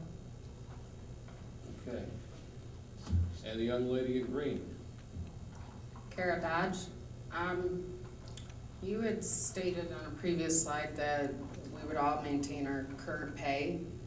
Now, when this new entity is formed, does that continue or does it end and change? No, what I was saying was that the current rate of pay will continue on into the new entity and will continue from there. We'll also continue to look at the disparity between rates of pay of all employees and work toward creating as much equality in pay as we can across all jobs. But everybody will be grandfathered in at their current rate of pay and no less into the new organization when it's operating on 2 campuses, and in the surviving new facility once that is completed. So it's not gonna change in the long run 3 years from now? It's not going to go down, no. Okay, thank you. Yes, ma'am. Nancy Jones. My question is more to the legislators. There's quite a few of us that are getting close to retirement age, where we'd be able to collect a retirement. Would there be any possibility that you may be, if you go through with this, offering a early retirement without any consequences? I don't think we've discussed that, any early retirement incentive. There's been other incentives discussed with regard to, the time in service and a severance if this arrangement were to go forward. I guess my question would be, yes, we've seen this in other areas of government when people reach a very close point in time. Do you have any number in mind? I mean, how close is close? Well, how long would it be before this would actually completely go through? We may be 2 years out, right? No. This will take place. We expect this will take place by the end of this calendar year. Okay, so The I'll be like 2.5 years from retirement.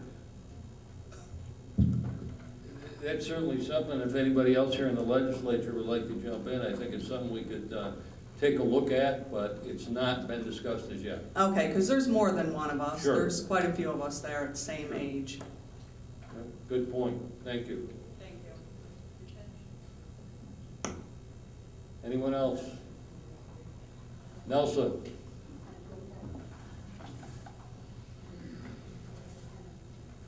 Nelson Sellover. My dad is one of the persons watching over from Cayuga County Nursing Home. I've spoken before, and I have a couple of concerns that have not been addressed at all that I've brought up for the legislators before.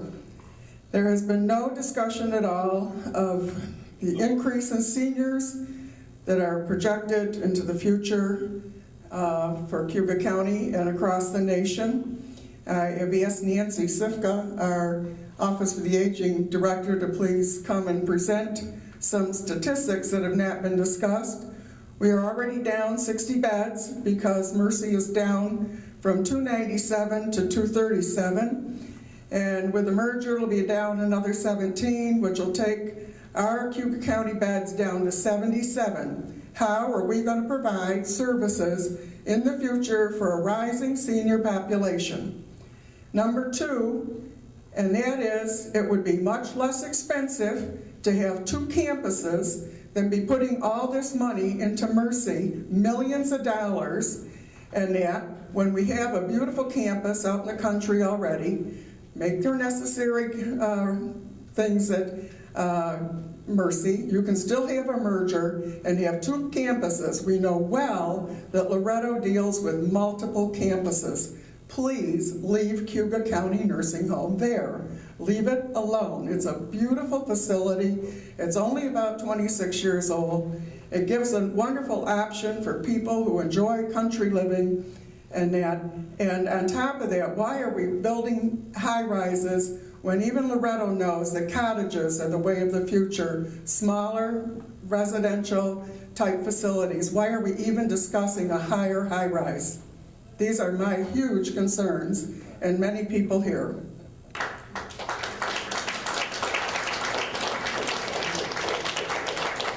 Thank you, Nelson. I can't respond to the first question you had, but as far as putting millions of dollars in the Mercy campus, this is a HEAL grant which provides funds for our community, our region. It's not a singular award to any one particular entity. The whole idea behind these grants is to sustain or provide long-term care and to absorb some of these entities that have not been doing so well. And I think that's evident that both Mercy and the county nursing home have not been doing well in recent years. To keep them alone or apart, I don't believe either one will survive. I think we have to go together to be stronger in numbers. Excuse me, let me answer what you have asked. The other option about cottages, I know you've mentioned this, I think in every one of our meetings out there. And I think cottages is a great idea. I think you have to also realize the type of care that's being provided right now in each of those entities, Mercy and the Cayuga Nursing Home. There's a great number of the residents that need constant care versus occasional care. And therefore, it's a safeguard to have those nurses, to have that medical staff, to have the support staff right there on a more constant basis in one location versus spreading people out and having to wait for their attention. And before I let you go again, and you can, I want you to speak to the number of beds if you could. Yeah. A couple of points that I would make. One is that what we've seen over the last 6 to 12 months at all of the Loretto facilities and at Mercy, and we believe also at the county, is a decrease in demand for utilizing skilled nursing facility beds. Skilled nursing facility being the highest level of care short of being in the hospital. And what we're finding here, or what we're seeing in the state, as well as what's happening right here in central New York, is that there's an increasing demand for what's called assisted living beds. Assisted living is a situation where people need less than the full type of care that the chairman was talking about. And in fact, at Loretto, we've transformed and transitioned a number of the beds that we have available and the apartments that we have available to assisted living, where we provide a lesser amount of care, but still support for medications, support for meals, assistance back and forth to get to the dining room or get to activities, but yet not the full-blown nursing care that some residents do require. And what we're seeing is that as people are aging in this decade, and we believe going forward, there's going to be more interest in looking at the lowest level of care that can fully provide for the needs of the individual. And what we talk about is trying to support people to age in place. Most people wouldn't choose to go to a nursing home if they had another alternative, or if they could stay at home. And it's one of the great benefits that we believe we bring to the table here. We have a program called PACE, Independent Living Services for Seniors. And the PACE program provides a lot of the kinds of support that we're talking about that people receive today in a skilled nursing center, a skilled nursing facility. They provide it for people at their homes. We have buses, maybe you've seen them. We have buses that go around and pick up people from their apartments, bring them to a day center where they can have activities, see their doctor, participate in meals and so forth, and then back out to their residence of choice, where they can be surrounded by family or in an environment that they're much more comfortable with. And we believe that's where the future's going. And so trying to look for new ways to take care of people's needs appropriately and fully, and yet not in the traditional approach. Now, you bring up the point of the cottages that Loretto is building, and yes, we are. We're building 156 beds in Cicero in 12 different buildings. So 13 beds, 13 apartments per building is what it will be. And actually they're bedrooms with a bath, so it's not really an apartment. But anyway, this is a new model of care called small homes. And they take care of a smaller group of people in a contained environment. There are significant challenges with this approach, some of which the chairman has discussed. If people need extensive care, it's harder to bring the resources to bear for those individuals who do need that extended amount of care. But probably for the consideration today, the more important point is that they're very expensive to build and operate. And we're building 156 beds in these new buildings, and it's going to cost the same amount of money, approximately $30 million, to build those 156 beds that it's going to cost to transform the Mercy facility into a 300-bed facility. So we strongly believe, while we're not enthralled with the concept of high-rise, and I find that to be less appealing also, just as I'm sure many of you do. It's a more cost-effective way to bring the services and programs online here than building cottages, which are very, very expensive. In our experience, and our experience is current because we're building them right now. So it's a great concept. It's a great concept for people who can pay privately. It's a difficult concept at best for a facility that will provide 75 to 80% of its care to Medicaid at Medicaid rates. And in fact, we believe it probably doesn't work very well at that level of payment. Nelson?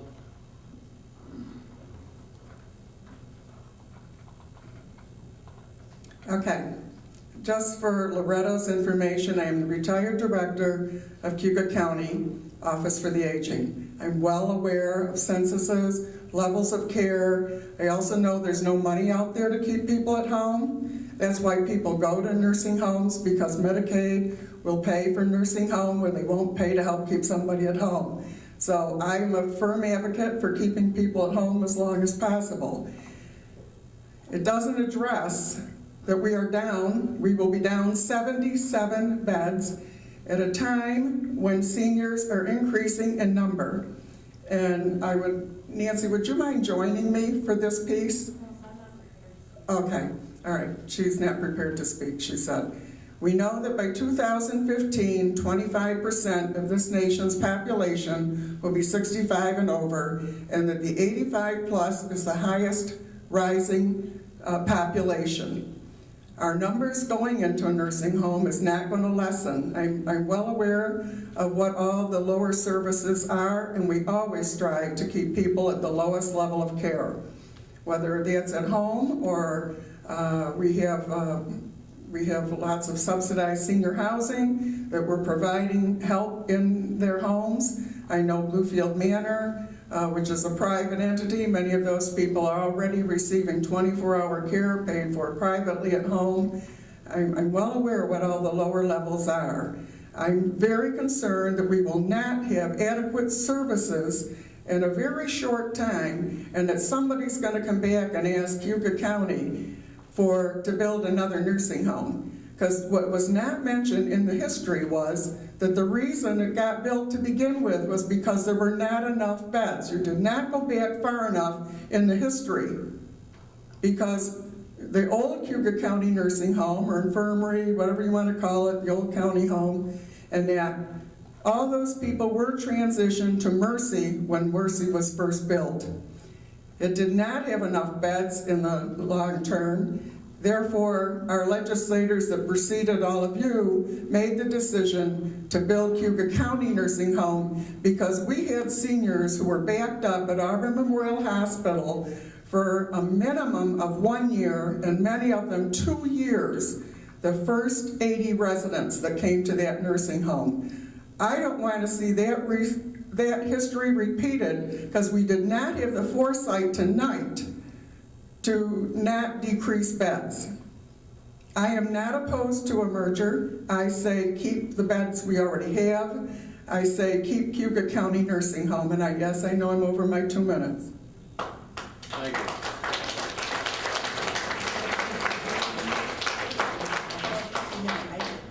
One minute, please. Andrew, would you give that to Mr. Farron for a second? The world's changed since we opened the nursing home originally. and the reimbursement rates were enough that we were able to carry forward. The world we're in now as a state is really controlling where we're at and where we go with reimbursement rates. If you try to continue where you're at now, Mercy, before the HEAL grant came in, was about $5 million in the hole.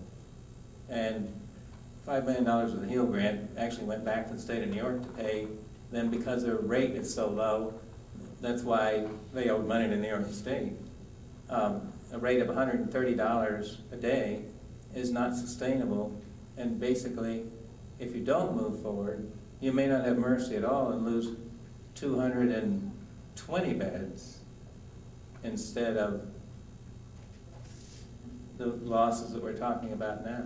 It's not, I'm not saying this is a nice choice, but I'm just saying the state is a big factor of what controls what our choices are. We can try to talk about some of the things that Nelson's talking about to the state, but if they don't listen, then there's not much we can do outside of making those choices of the 3 choices we were given. Thanks. Andrew, this young lady right in front here. Oh, okay. In the back there. Please give us your name. My name is Vincent Murphy. My wife is a resident, resident over there. And I say, is there going to be a vote tonight for you people? Yes, yes. Well, why don't you just wait a little bit longer? This sounds pretty good here from Loretto. I'm just having a little cold here. Sounds in Loretto, but I say, it sounds like government. A lot of numbers, a lot of fancy things, you know. I say, let's think it over a little bit. Thank you very much.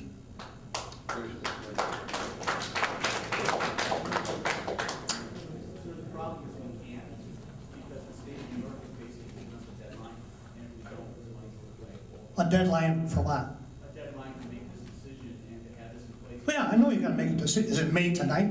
Is it in your minds tonight? Yeah. Probably is in your mind tonight what you're gonna do. Right. Yeah. I say let's think it over a little bit. But we can't think it over any longer because we backed ourselves into a corner that we have to do something or we lose this grant. And if we lose this grant, we have a great chance of losing 200-some beds in this community. That's where it comes from. It sounds awful nice, but I think you ought to wait. That's my opinion anyway. Thank you, Mr. Murphy. A couple things you got to bear in mind. It was probably a year and a half ago that the Medicaid Inspector General for New York State said his mission given to him by the governor was to put counties out of the nursing home business. And then there was some more thought down in Albany, and then they started coming up with these HEAL grants. And you can correct me, Bruce, if I'm wrong, but I believe there was some comment by Department of Health people that if this grant isn't utilized in our region here in central New York, it'll probably end up down in Rockland County, where they're already utilizing some of that money. So presently, this is our opportunity. We've been out to that nursing home 3 or 4 times, and we've talked to residents, we've talked to their families, we've talked to the staff, and try to keep things open and transparent. And we said we were going to continue to gather information. We reached that crossroad, and that's why we're here. We believe we have enough information. We will make a decision one way or the other. The gentleman over there, I think you have a purple shirt. Thanks. Thank you, Mr. Chairman. My name is Mark Kotzen. I'm with CSEA. I speak tonight on behalf of CSEA Central Region President Colleen Wheaton, who could not be here. I spoke before you at the meeting at the nursing home last month, and I hope you'll indulge me for a few minutes. I apologize if some of my comments might seem a little bit disjointed. That's because we didn't have time to prepare anything. This is all new to us, and so I apologize in advance. This was a very good presentation from Loretto, and what I will say is that our comments and our opposition to the merger have nothing to do with Loretto. It's not personal. We believe that as we've said before, we have a fundamental disagreement with the way that Cayuga County continues to provide senior care, and we agree with NELSA and I agree with the gentleman over here about the time. We believe that this is an issue, what you're talking about voting on tonight is about giving up control of your future senior care. And what you're doing is you're doing that under a plan that still has questions, I think, that need to be looked at by the entire public. It's great that we have a hookup to the nursing home. You've had a dialogue with the nursing home residents and their families, but by and large, that's where the discussion and the dialogue in the community has ended. You'll recall that we had petitions put forth by over 1,000 Cayuga County residents who said that they wanted to keep the Cayuga County nursing home owned and operated by the public, by themselves, by the taxpayers. And we just have a fundamental disagreement with giving up that control without having full public input on this process. And to be hearing about this tonight for the first time and not giving the rest of the general public the opportunity to weigh in on this process is a disservice to the taxpayers and residents of Cayuga County. Mr. Coates, I'm going to ask you to be mindful that, you know, you've got a couple of minutes to speak, and I would also ask you to be mindful to stick to the facts. There's been a number of news articles, a number of legislators have received comments and questions from their residents, And Mr. Chairman, has there been any details from this plan that's being presented tonight given to the public before you vote tonight? This is a public presentation, sir. Correct. Was there any announcement in the newspaper that this meeting was going to be discussing the merger plan? It's listed on the agenda, and a letter was sent out by me a week ago. I saw nothing in the newspaper, and I don't know if anybody else saw anything. Mr. Coates, we're not here to turn this into a CSEA rally. I'm not trying to turn it into a CSEA rally. Or a question, please state so, or please discontinue. Sir, we have fundamental disagreements, as I said. We have questions about the financial assumptions. This is a rapidly changing healthcare environment. I've asked before, you know, how do we guarantee in the future, 6 years down the road, we saw financial projections for 5 years. What happens if, God forbid, Loretto goes into bankruptcy in 6 years? Then where is Cayuga County at then? That is one of our issues. And we are, as I said, extremely troubled by the timeline you're proposing here. You're being held hostage by the fact that you have a grant and has to be used by the end of the year. If you go ahead with the vote tonight, you're going to be putting the money issue before the people issue. And we urge you not to vote tonight. And I will leave my comments at that. Thank you.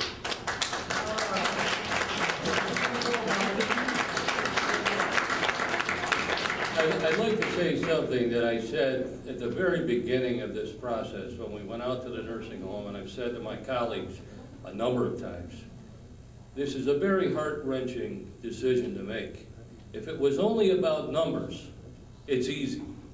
All of us can do that. We do that every day in our private lives. And we realize fully this is a lot more than just numbers on a balance sheet. Having been out there a number of times, met with residents, talked to staff, both during the meetings and afterwards, talked to the families, both before and afterwards. And I think members of the legislature will tell you as well that they've had comments from all those folks as well. This is not an easy decision. It's tough to weigh all this information. And sometimes we have to listen to it twice. But believe me, we all fully realize the seriousness of this situation and of the outcome of the vote this evening. Does anyone else have any comments? Yes, sir. Gentleman back here in the, Mr. Cooper, right? Or no, Mr. Rajabani. Hi, my name is John Onyebetti, and I'm the administrator over at Mercy Health and Rehab. About 2 years ago, several of us in Cayuga County started meeting to find a way to stabilize long-term care in the county. And this included myself along with Deb English and a representative from Auburn Community Hospital. We never anticipated it going in this direction, and then the HEAL grant came along and just guided us in a way to stabilize long-term care in a much stronger way than we ever anticipated.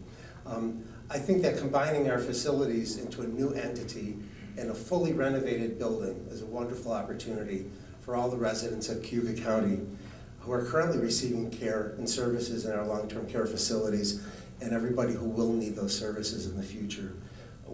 At Mercy, we're very excited about the possibilities for all the residents of Cayuga County. Thank you.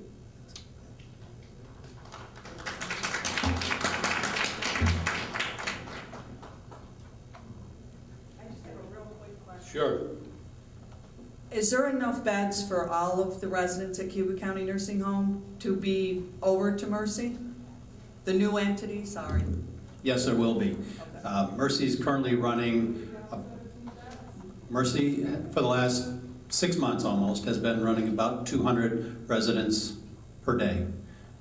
They're seeing a decline in the census, they're seeing a decline in the demand for skilled nursing care. And so there's been between 195 and 205 residents per day at Mercy. And with the 80 or whatever the number is at the county this week, I'm not sure, that brings us to a total of 280 to 285, 275 to 285. And a 300-bed facility will be able to provide care for all of those people. Okay, because the residents of Cayuga County are our family too. Sure, of course. So we want to make sure yeah, they're going to be taken I understand. care of. Absolutely. Thank you.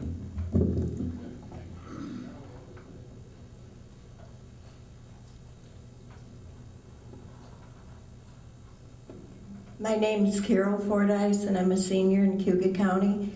And I have helped take care of the elderly since I was 5 years old. And how are you going to transition those elderly people from point X to point Y very carefully? Because sometimes it kills them. Transferring people to a new location is very, very difficult and very challenging. And part of the money that's in the HEAL grant is to pay for that transportation, and we expect that many of the residents at the county facility, that once the construction is completed at the new facility on St. Anthony Street, we won't call it Mercy anymore because it's not going to be Mercy, they will be moved by ambulance, and others will be moved as appropriate, but we know that it's a difficult proposition. It's going to be very hard. Right, and we've done it before, so we have experience doing something like this.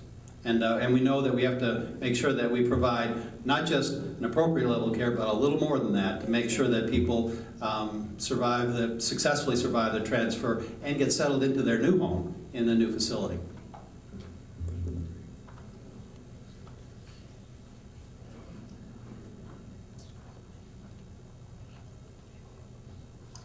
I have two questions. Our resident, we've been told, Kara Dodge. Our residents, we've been told, will be accepted at this new entity. However, if they decline or whenever that is, if there's a change in their status, are they still going to be accepted?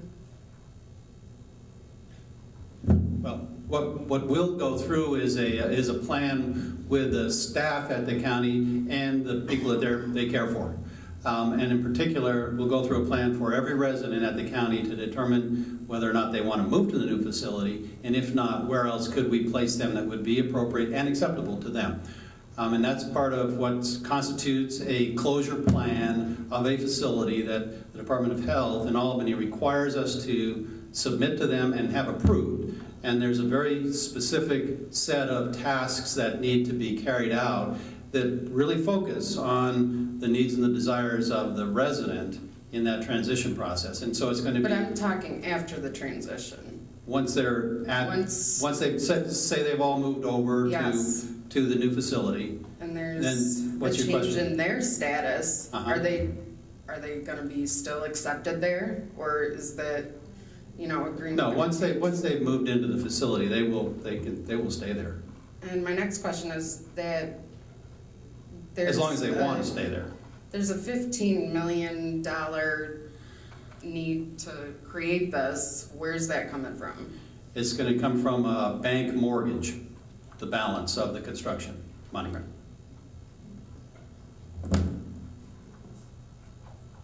Anyone else have any questions? Yes, up here in front. Andrew?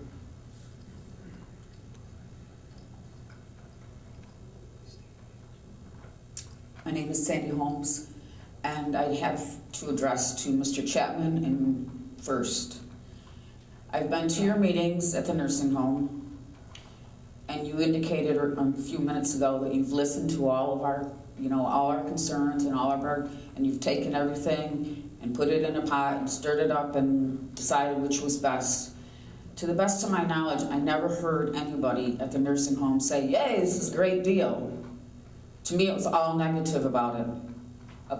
And so how can you take all of the negative responses that you got from the residents' families, the community, and say this is a good idea? Sandy, you're absolutely right. This is what makes it so difficult. If I was in my house and somebody said, "I've got a better idea, I'd like to move you down the road," I'd probably not be too happy, and I probably can't come up with a reason why. I'm in favor of moving forward, utilizing this HEAL money. Number one, because it will provide long-term care to our community and our region. And I don't have an alternative. We put out an RFP recently to request for proposal to find out what the market is doing out there with regard to who might be interested in buying a nursing home and how much.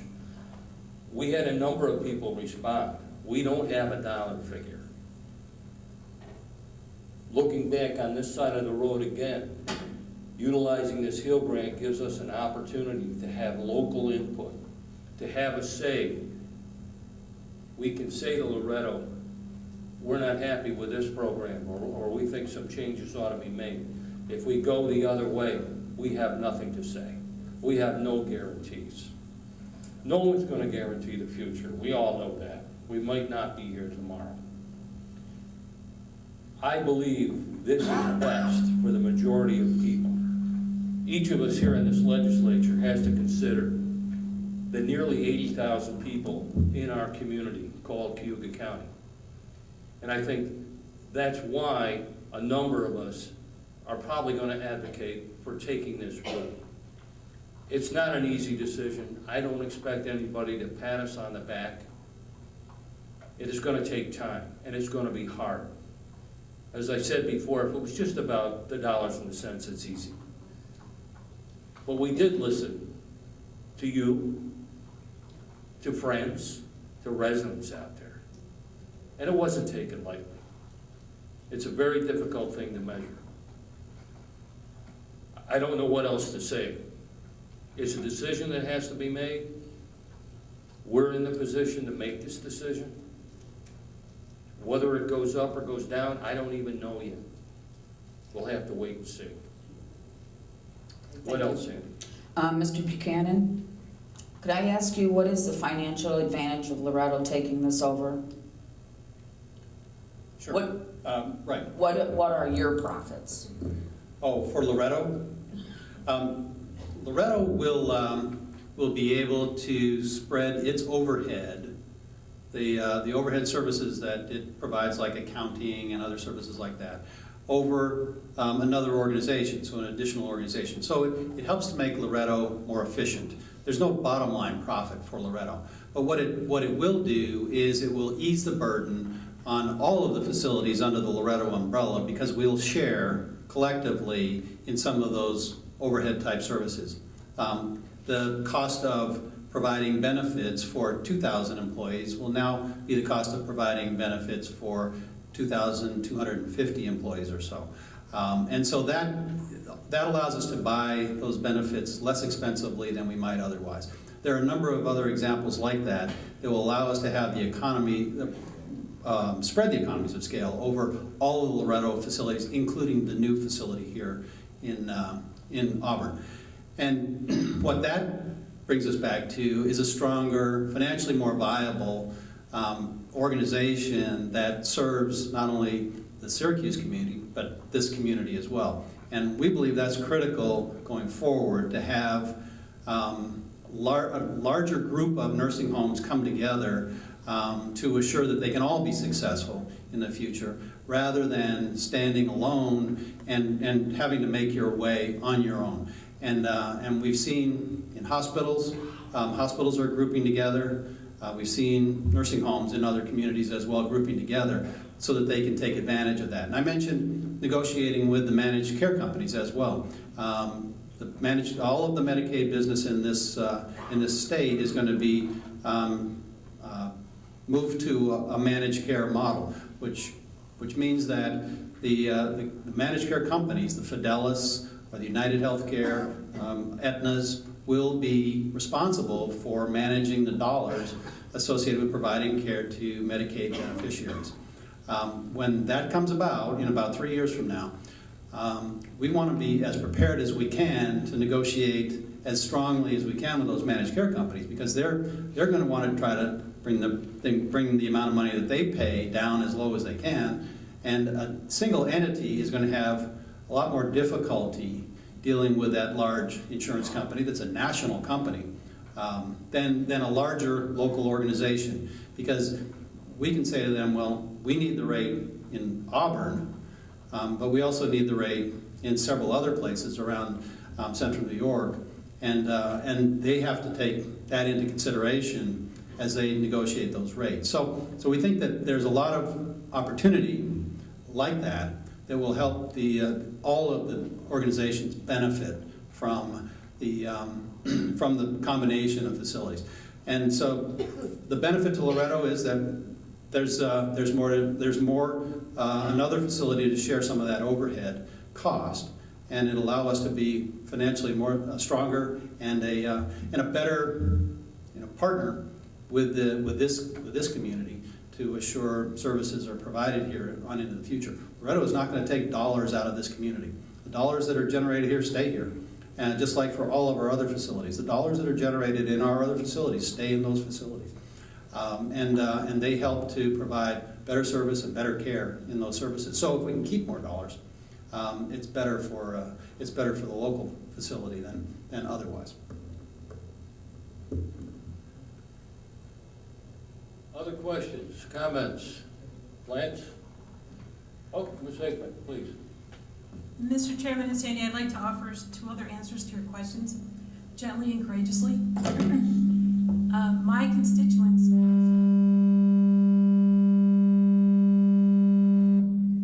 My constituents also live at Mercy. I'm saying it gently and loudly. So I need to represent those people and their families as well. And at this point during the time that I've been on the legislature, taxpayers have subsidized the Cayuga County nursing home to the tune of $1 million every year.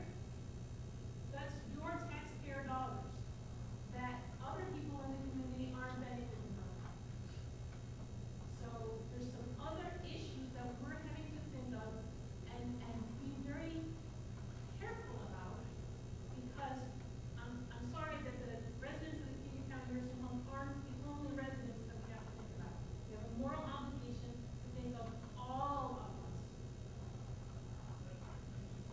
Thank you. Mr. Farrell? I'd just like to say that it's not an easy decision for any of us. And what you say about the nursing home out there, it is personal. I've been out there, the care, the attention that the residents give from the staff, it is a family. I saw it firsthand, and I still see it firsthand. It bothers me that we're going into something that we don't know what it is specific. I know what we have now, I know the quality that we have, and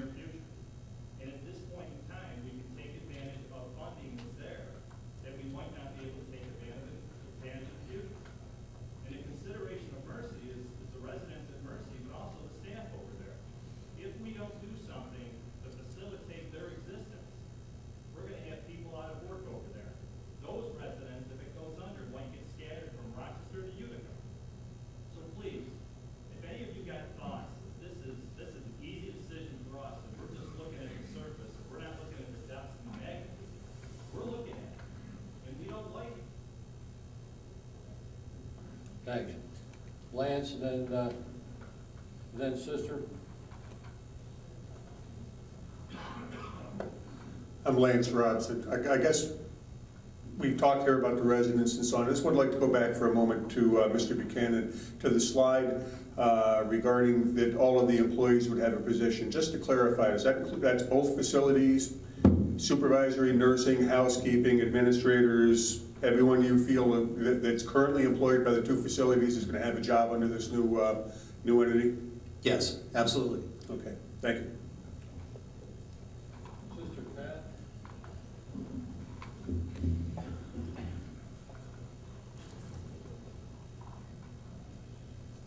Some years ago, I'm Sister Pat Fogel. Some years ago, the sisters came here to take care of those folks that needed skilled nursing care, and Mercy was built.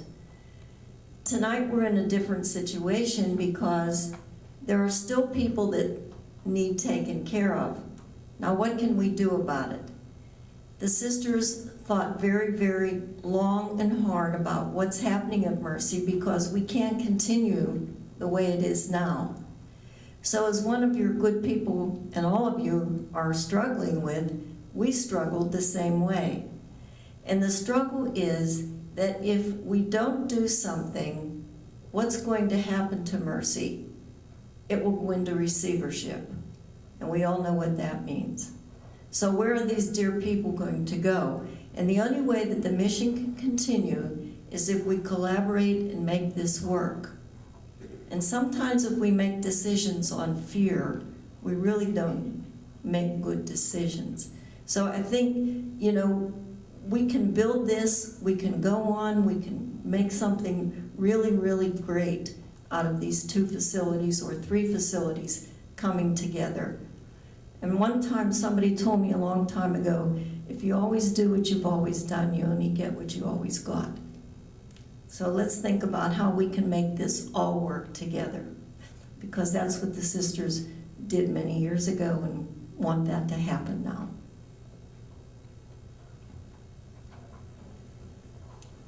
Mr. Ferron.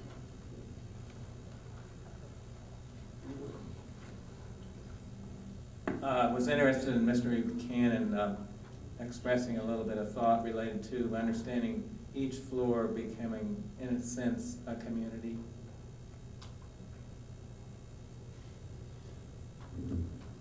As we've developed the design for the renovated facility, what we're working very hard to do is to do everything that we can to create communities on the floors. So there will be dining spaces, there will be other social spaces on each floor, and historically, what happened in nursing homes, especially in high-rise nursing homes, was that there would be 1 to 2, most times 2 people to a room, and all of the rooms would be full, and then everybody on each floor would be transported to the first level, to the dining hall, where they would take their meals and possibly take activities, and then transported back up the elevator to their home on whatever floor they might be on. In this remodeling, the intent is to create community spaces and dining spaces on each floor that will allow the residents on those floors to congregate, albeit larger groups than you might have in a small home, but still to be able to congregate and take their nourishment as well as the activities that, many of the activities that would be available to them right there on the floor where they live, as opposed to having to get on an elevator 3 times a day or more to participate in the life of the facility. So we think that's a good approach and compromise. We remodeled the top floor at Loretto in that fashion, and we believe that in the future we'll see more of that type of an environment throughout all of the skilled nursing facilities that are operated in the future. Yes, ma'am.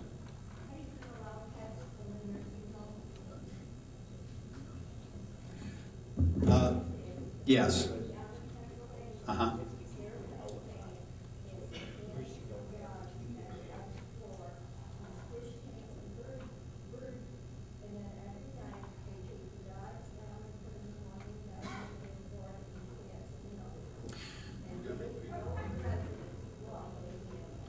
So the, right, and pet therapy is actually a very valid approach to interacting and bringing people out from their current environment. And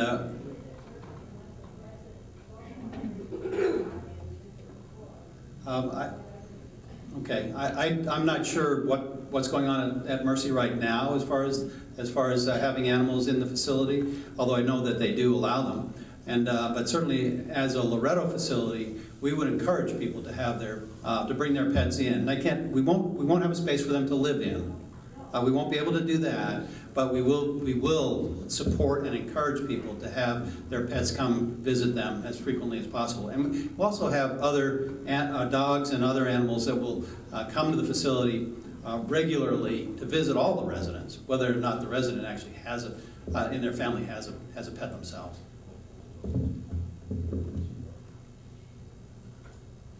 Other questions?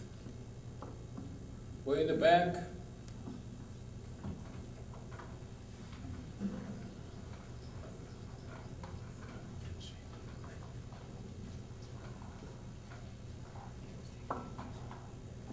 I'm Ryan Foley, and thank you, Mr. Chairman, for letting us all comment and everything on this. I have been attending all of the meetings associated with this, and the thing that I've noticed from the legislature is the lack of leadership. It's almost like you were behind the ball the whole time, and now I think as Legislator Axton stated, you've backed yourself into a corner and you have no other options.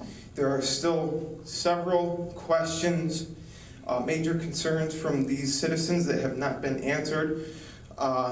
There's details that are missing, and now it seems like it's going to get pushed through, and I think that's really unfortunate considering the magnitude of this situation.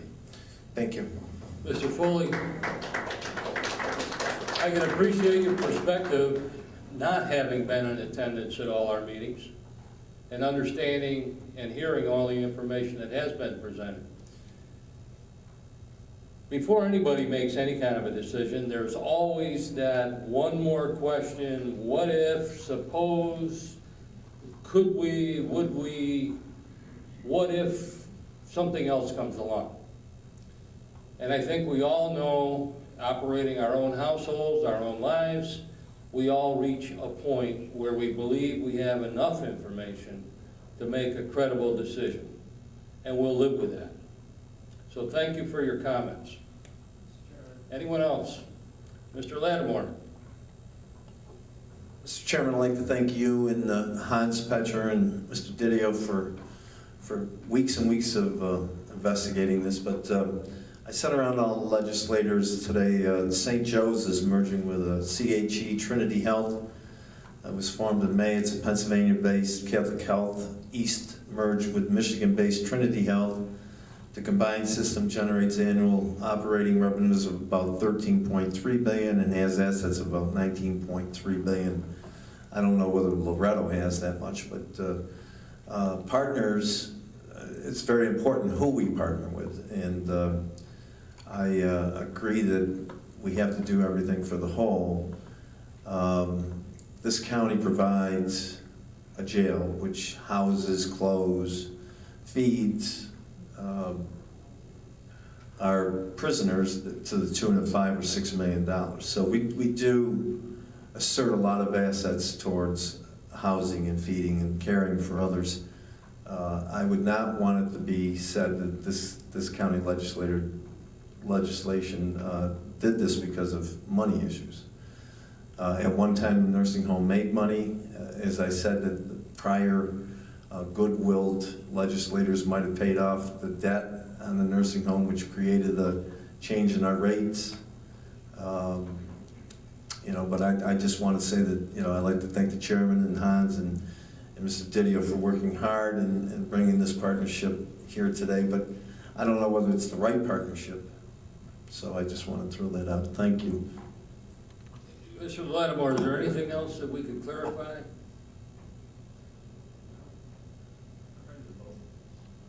Anyone else have any comments or questions? Lance?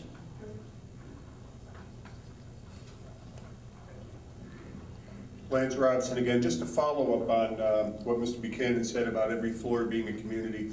What's your vision of, are you intending to try and stabilize the staffing on those floors so that there's some continuity, some familiarity of both the residents to the staff and vice versa? Or what are your thoughts on that, sir? Yes, we would like, what we'd really like to do is to merge through the process that I described earlier, find a way to merge the staffs so that we have a merged staff on each of the floors. I think that that helps to create that new culture that we're talking about. I think that helps to make a sense of team across the current two organizations. And I know that many of the people that work at one of the facilities also work at the other facility. So I think there's a lot of knowledge already that we can build on. But I think there's a lot more things that we can do in that regard. So we'll take very seriously creating a new culture for the new facility. It's not going to be a Mercy culture. It's not going to be a Cayuga County culture. It's not going to be a Loretto culture either. It'll be a culture that the staff come together and say, this is what we want to achieve here in our facility. We want to achieve that together by working in partnership with our partners across the organization, across this larger organization now. And while that's not an easy thing to accomplish, it's going to take work and commitment of everybody who's involved. If people have the willingness to step up and work on that, I think will make a great difference for the residents who live there. I'm thinking that maybe I wasn't as clear as I could have been in what I was really asking. Let's say a floor has 60 residents on it. Okay. Are those 60 residents going to see the same nurses, the same CNAs and so on day in, day on an ongoing basis? Or is staffing going to be kind of scattered around the building? What are your thoughts with that? Okay, sorry. Yeah, so I mean, we work very hard to try to keep the people on the same, we at Loretto, and unfortunately, we have 13 floors at Loretto. We hire people to work on a specific floor. Now, on occasion, they have to move to another floor to fill in a spot. But we try to keep a core of people that work on the same floor every day. And that's very important for the residents to get to know the people that they're interacting with every day, so that they can have confidence and familiarity to make their home environment more comfortable for them. So we're very attuned to that. Ms. Townsend? Good evening, I'm Kim Townsend, and I'm chair of the board of Loretto. And I would just like to thank each one of you for coming out tonight, for offering your feedback. It's been honest. I realize these types of decisions are very difficult, but from the board of Loretto, let me just express to you, if the legislators decide to go forward tonight, Loretto as an organization is very committed to working with residents in this community to make this a project that we can all be proud of. We understand that the way we may do things at Loretto isn't exactly how it's done here in Cayuga County, but we have a great willingness and a great openness to work with you to create something that you feel reflects what you're looking for in terms of meeting the needs of the elders in your community. I would just like to thank you again.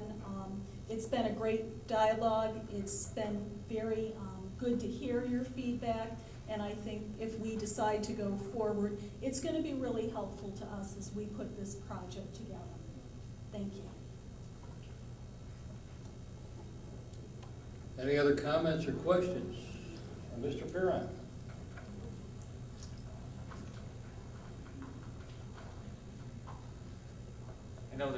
I know there's some final discussion going on about the final closure on this, and one concern I've got is we have subsidized the nursing home by several $1 million in the last few years, and if there's a house out there for sale that's to cover payments that weren't able to be made, the county subsidized it. It seems to me that that money needs to go back to the 80,000 taxpayers in Cayuga County that subsidized it at the final closure. And I'm not sure that that's the way it's set up to happen, but I'm just thinking that those are if there's a house out there that's not sold and sells after December 31st, that 80,000 taxpayers in Cayuga County have subsidized that nursing home by millions, and that those few dollars actually still belong to the people of Cayuga County. Any other comments or questions? I see I have a few colleagues from the advisory board for Office of the Aging. Does anyone wish to make any comments or have any questions? Noddy? Don? We're good? Okay. Any other questions from the legislature at this time?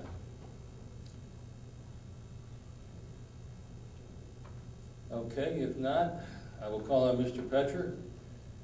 Do you have a copy?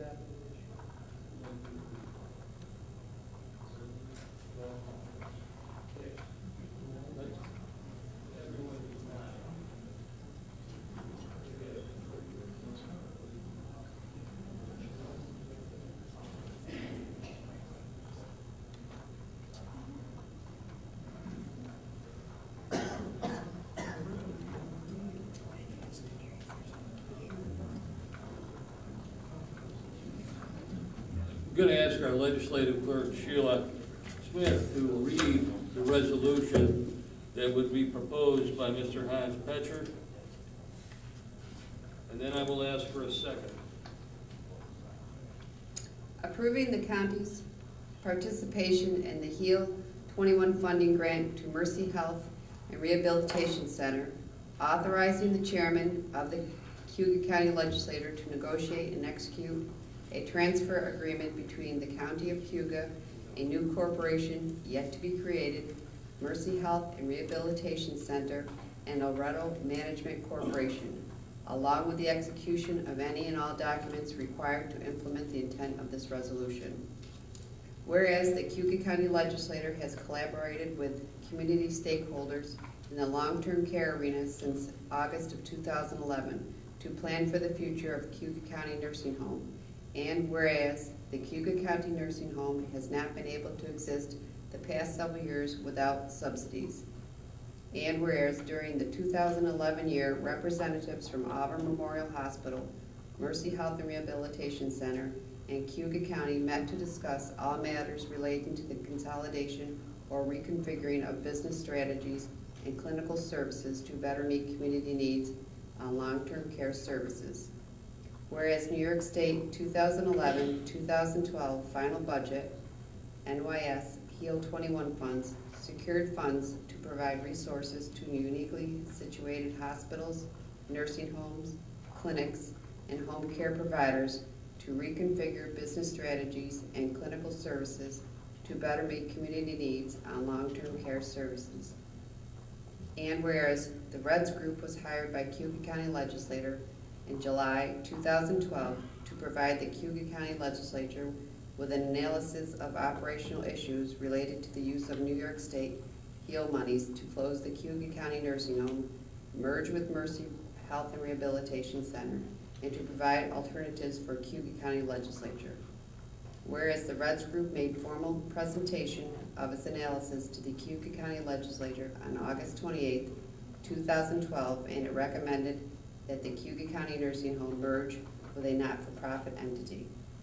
Whereas Mercy Health and Rehabilitation Center and Cayuga County applied for HEAL 21 funding, and approximately $19.9 million was awarded to go towards the reconstructing and merger of long-term care services for Mercy Health and Rehabilitation Center and the Cayuga County Nursing Home.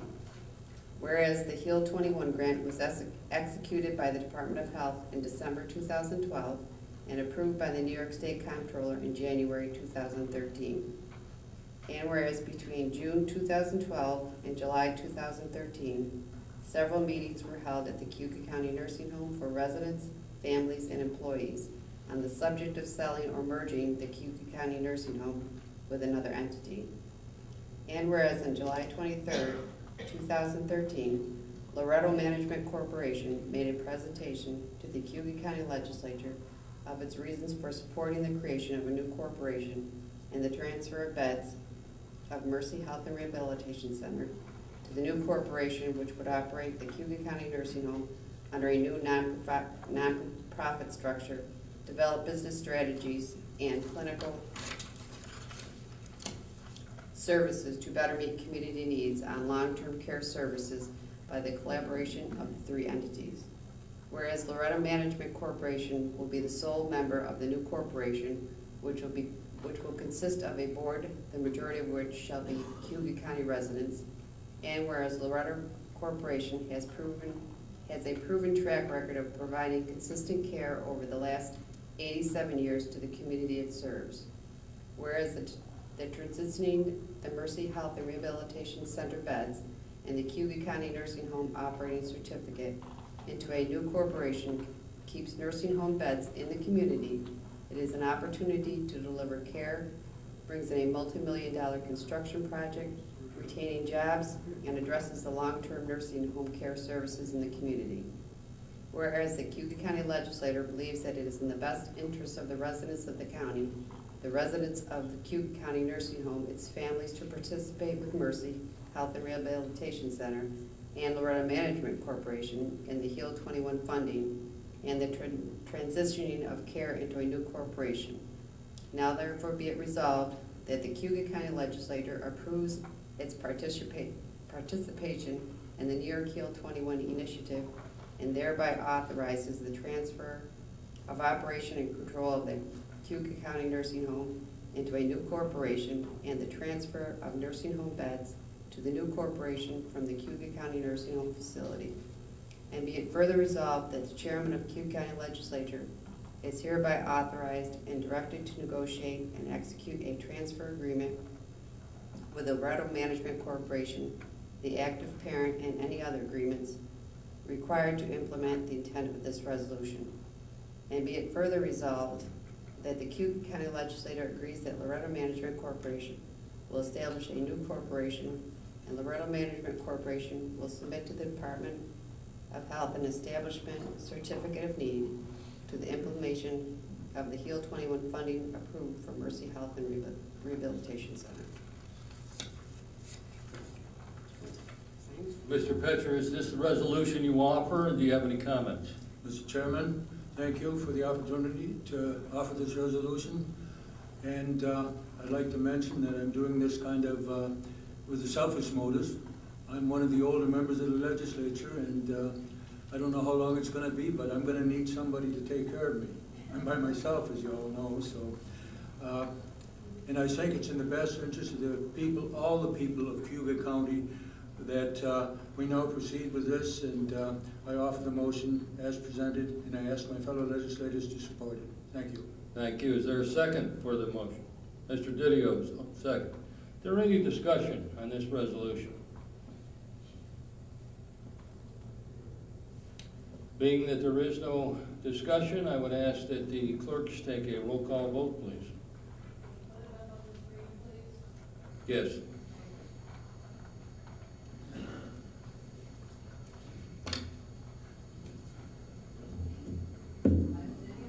Yes. Yes. Hans Butcher? Yes. Tucker Whitman? No. David Axton? Yes. Mark Farrell? No. Paul Pickney? Yes. Joseph Runkle? George Fearon? Yes. Stephen Cuddeback? Yes. Joseph Bennett? No. Stephen Barsky? No. Patrick Mahonick? Yes. Timothy Lattimore? No. Michael Chapman? Yes. Passed. The resolution is passed. And we will move forward with negotiations of the transfer agreement. And before we attend to some other business, and I just want to say we do have some other regular business before anybody leaves. One, we're going to need the resolution that is just passed to be signed. We also have to address the local law, and I would also like to ask if anyone wants to revisit WM1. But before we do that, I would like to ask Deb English, who is our county nursing home administrator, to come on up and offer some comments and advice for us.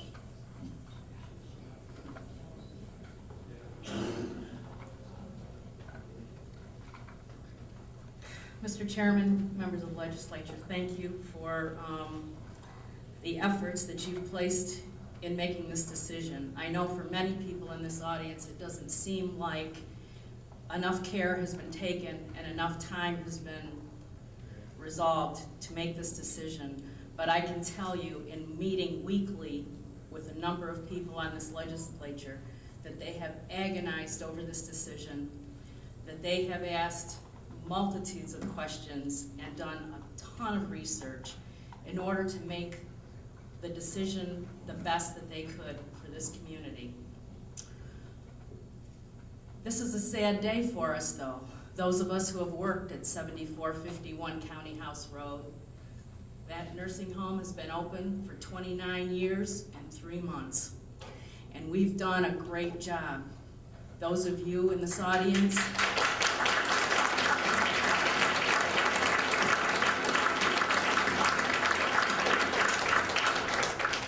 as I look out in this audience, I see many of you who work there, and you've worked there for a long time, and you've done a tremendous job, and you've dedicated your hearts and your souls to those 80 people times many more than 80, because as you know, we discharge and admit people every single day.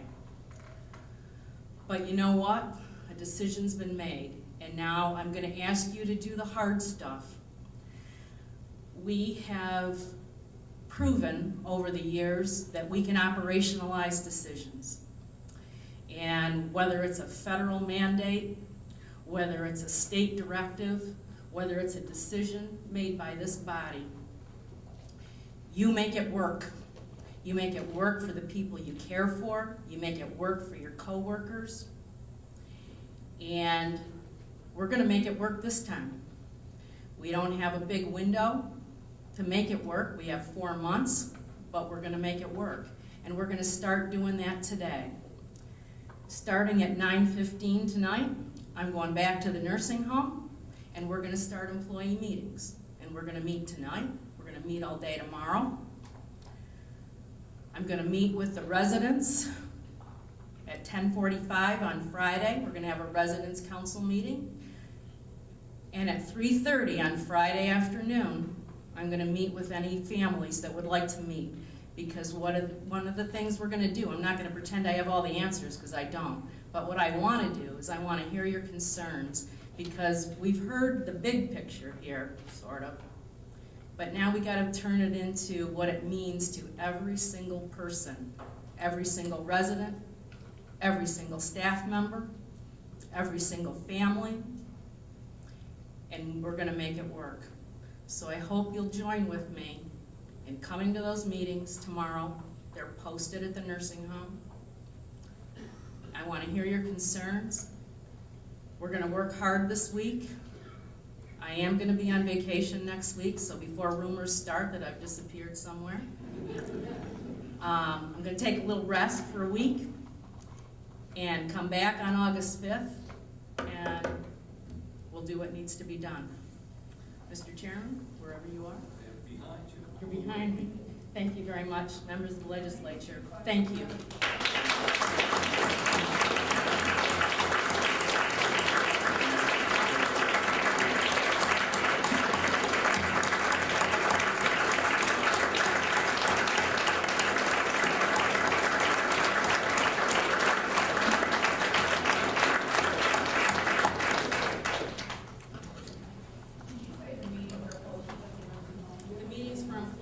Posted at the nursing home.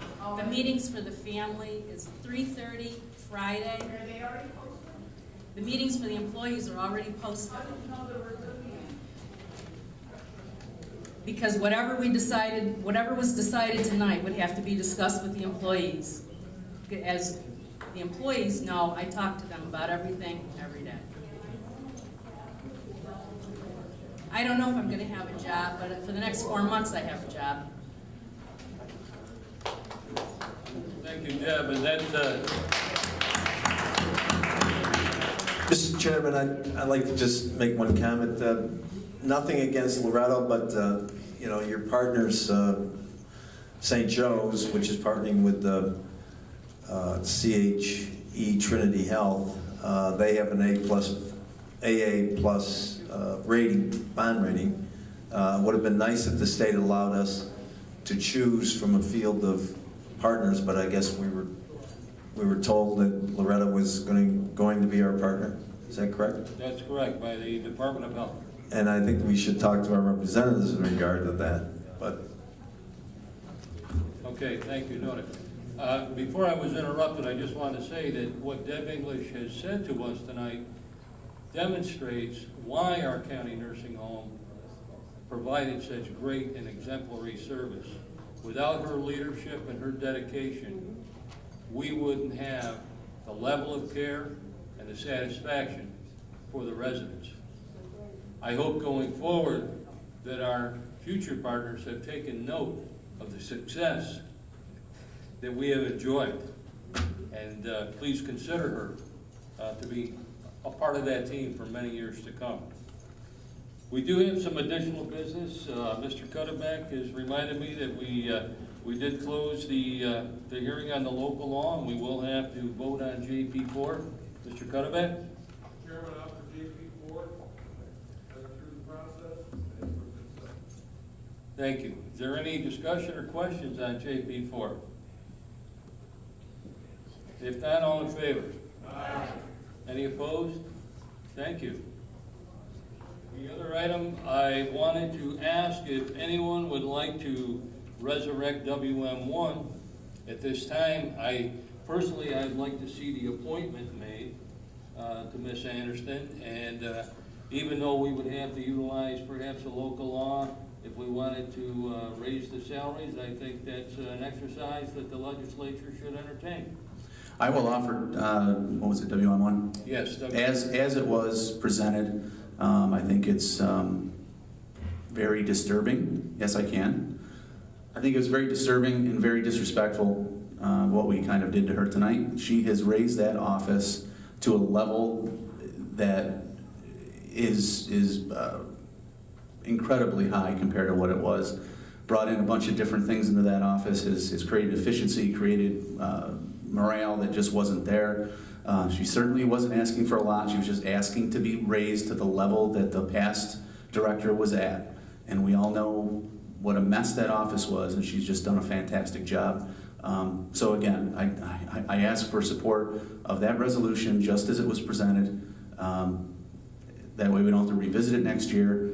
We raise it to that level that the past director was at, and then we don't revisit it again until 2017 or 18, I think it is written on that paper.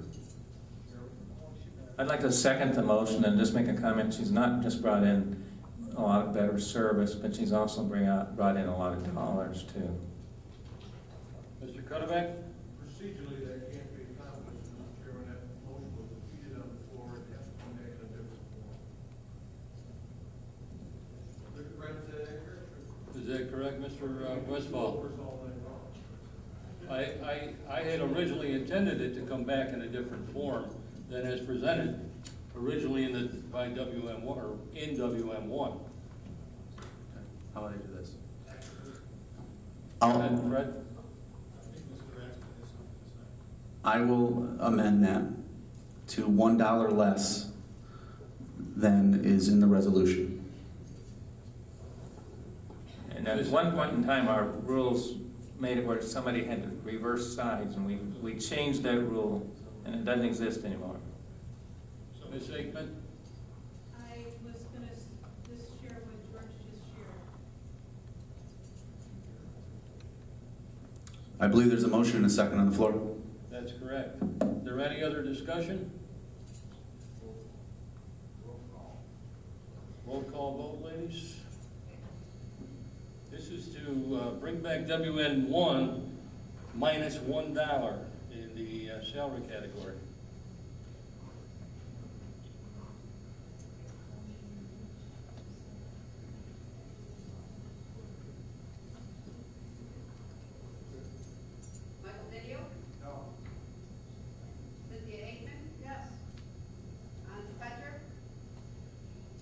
No, we shouldn't be doing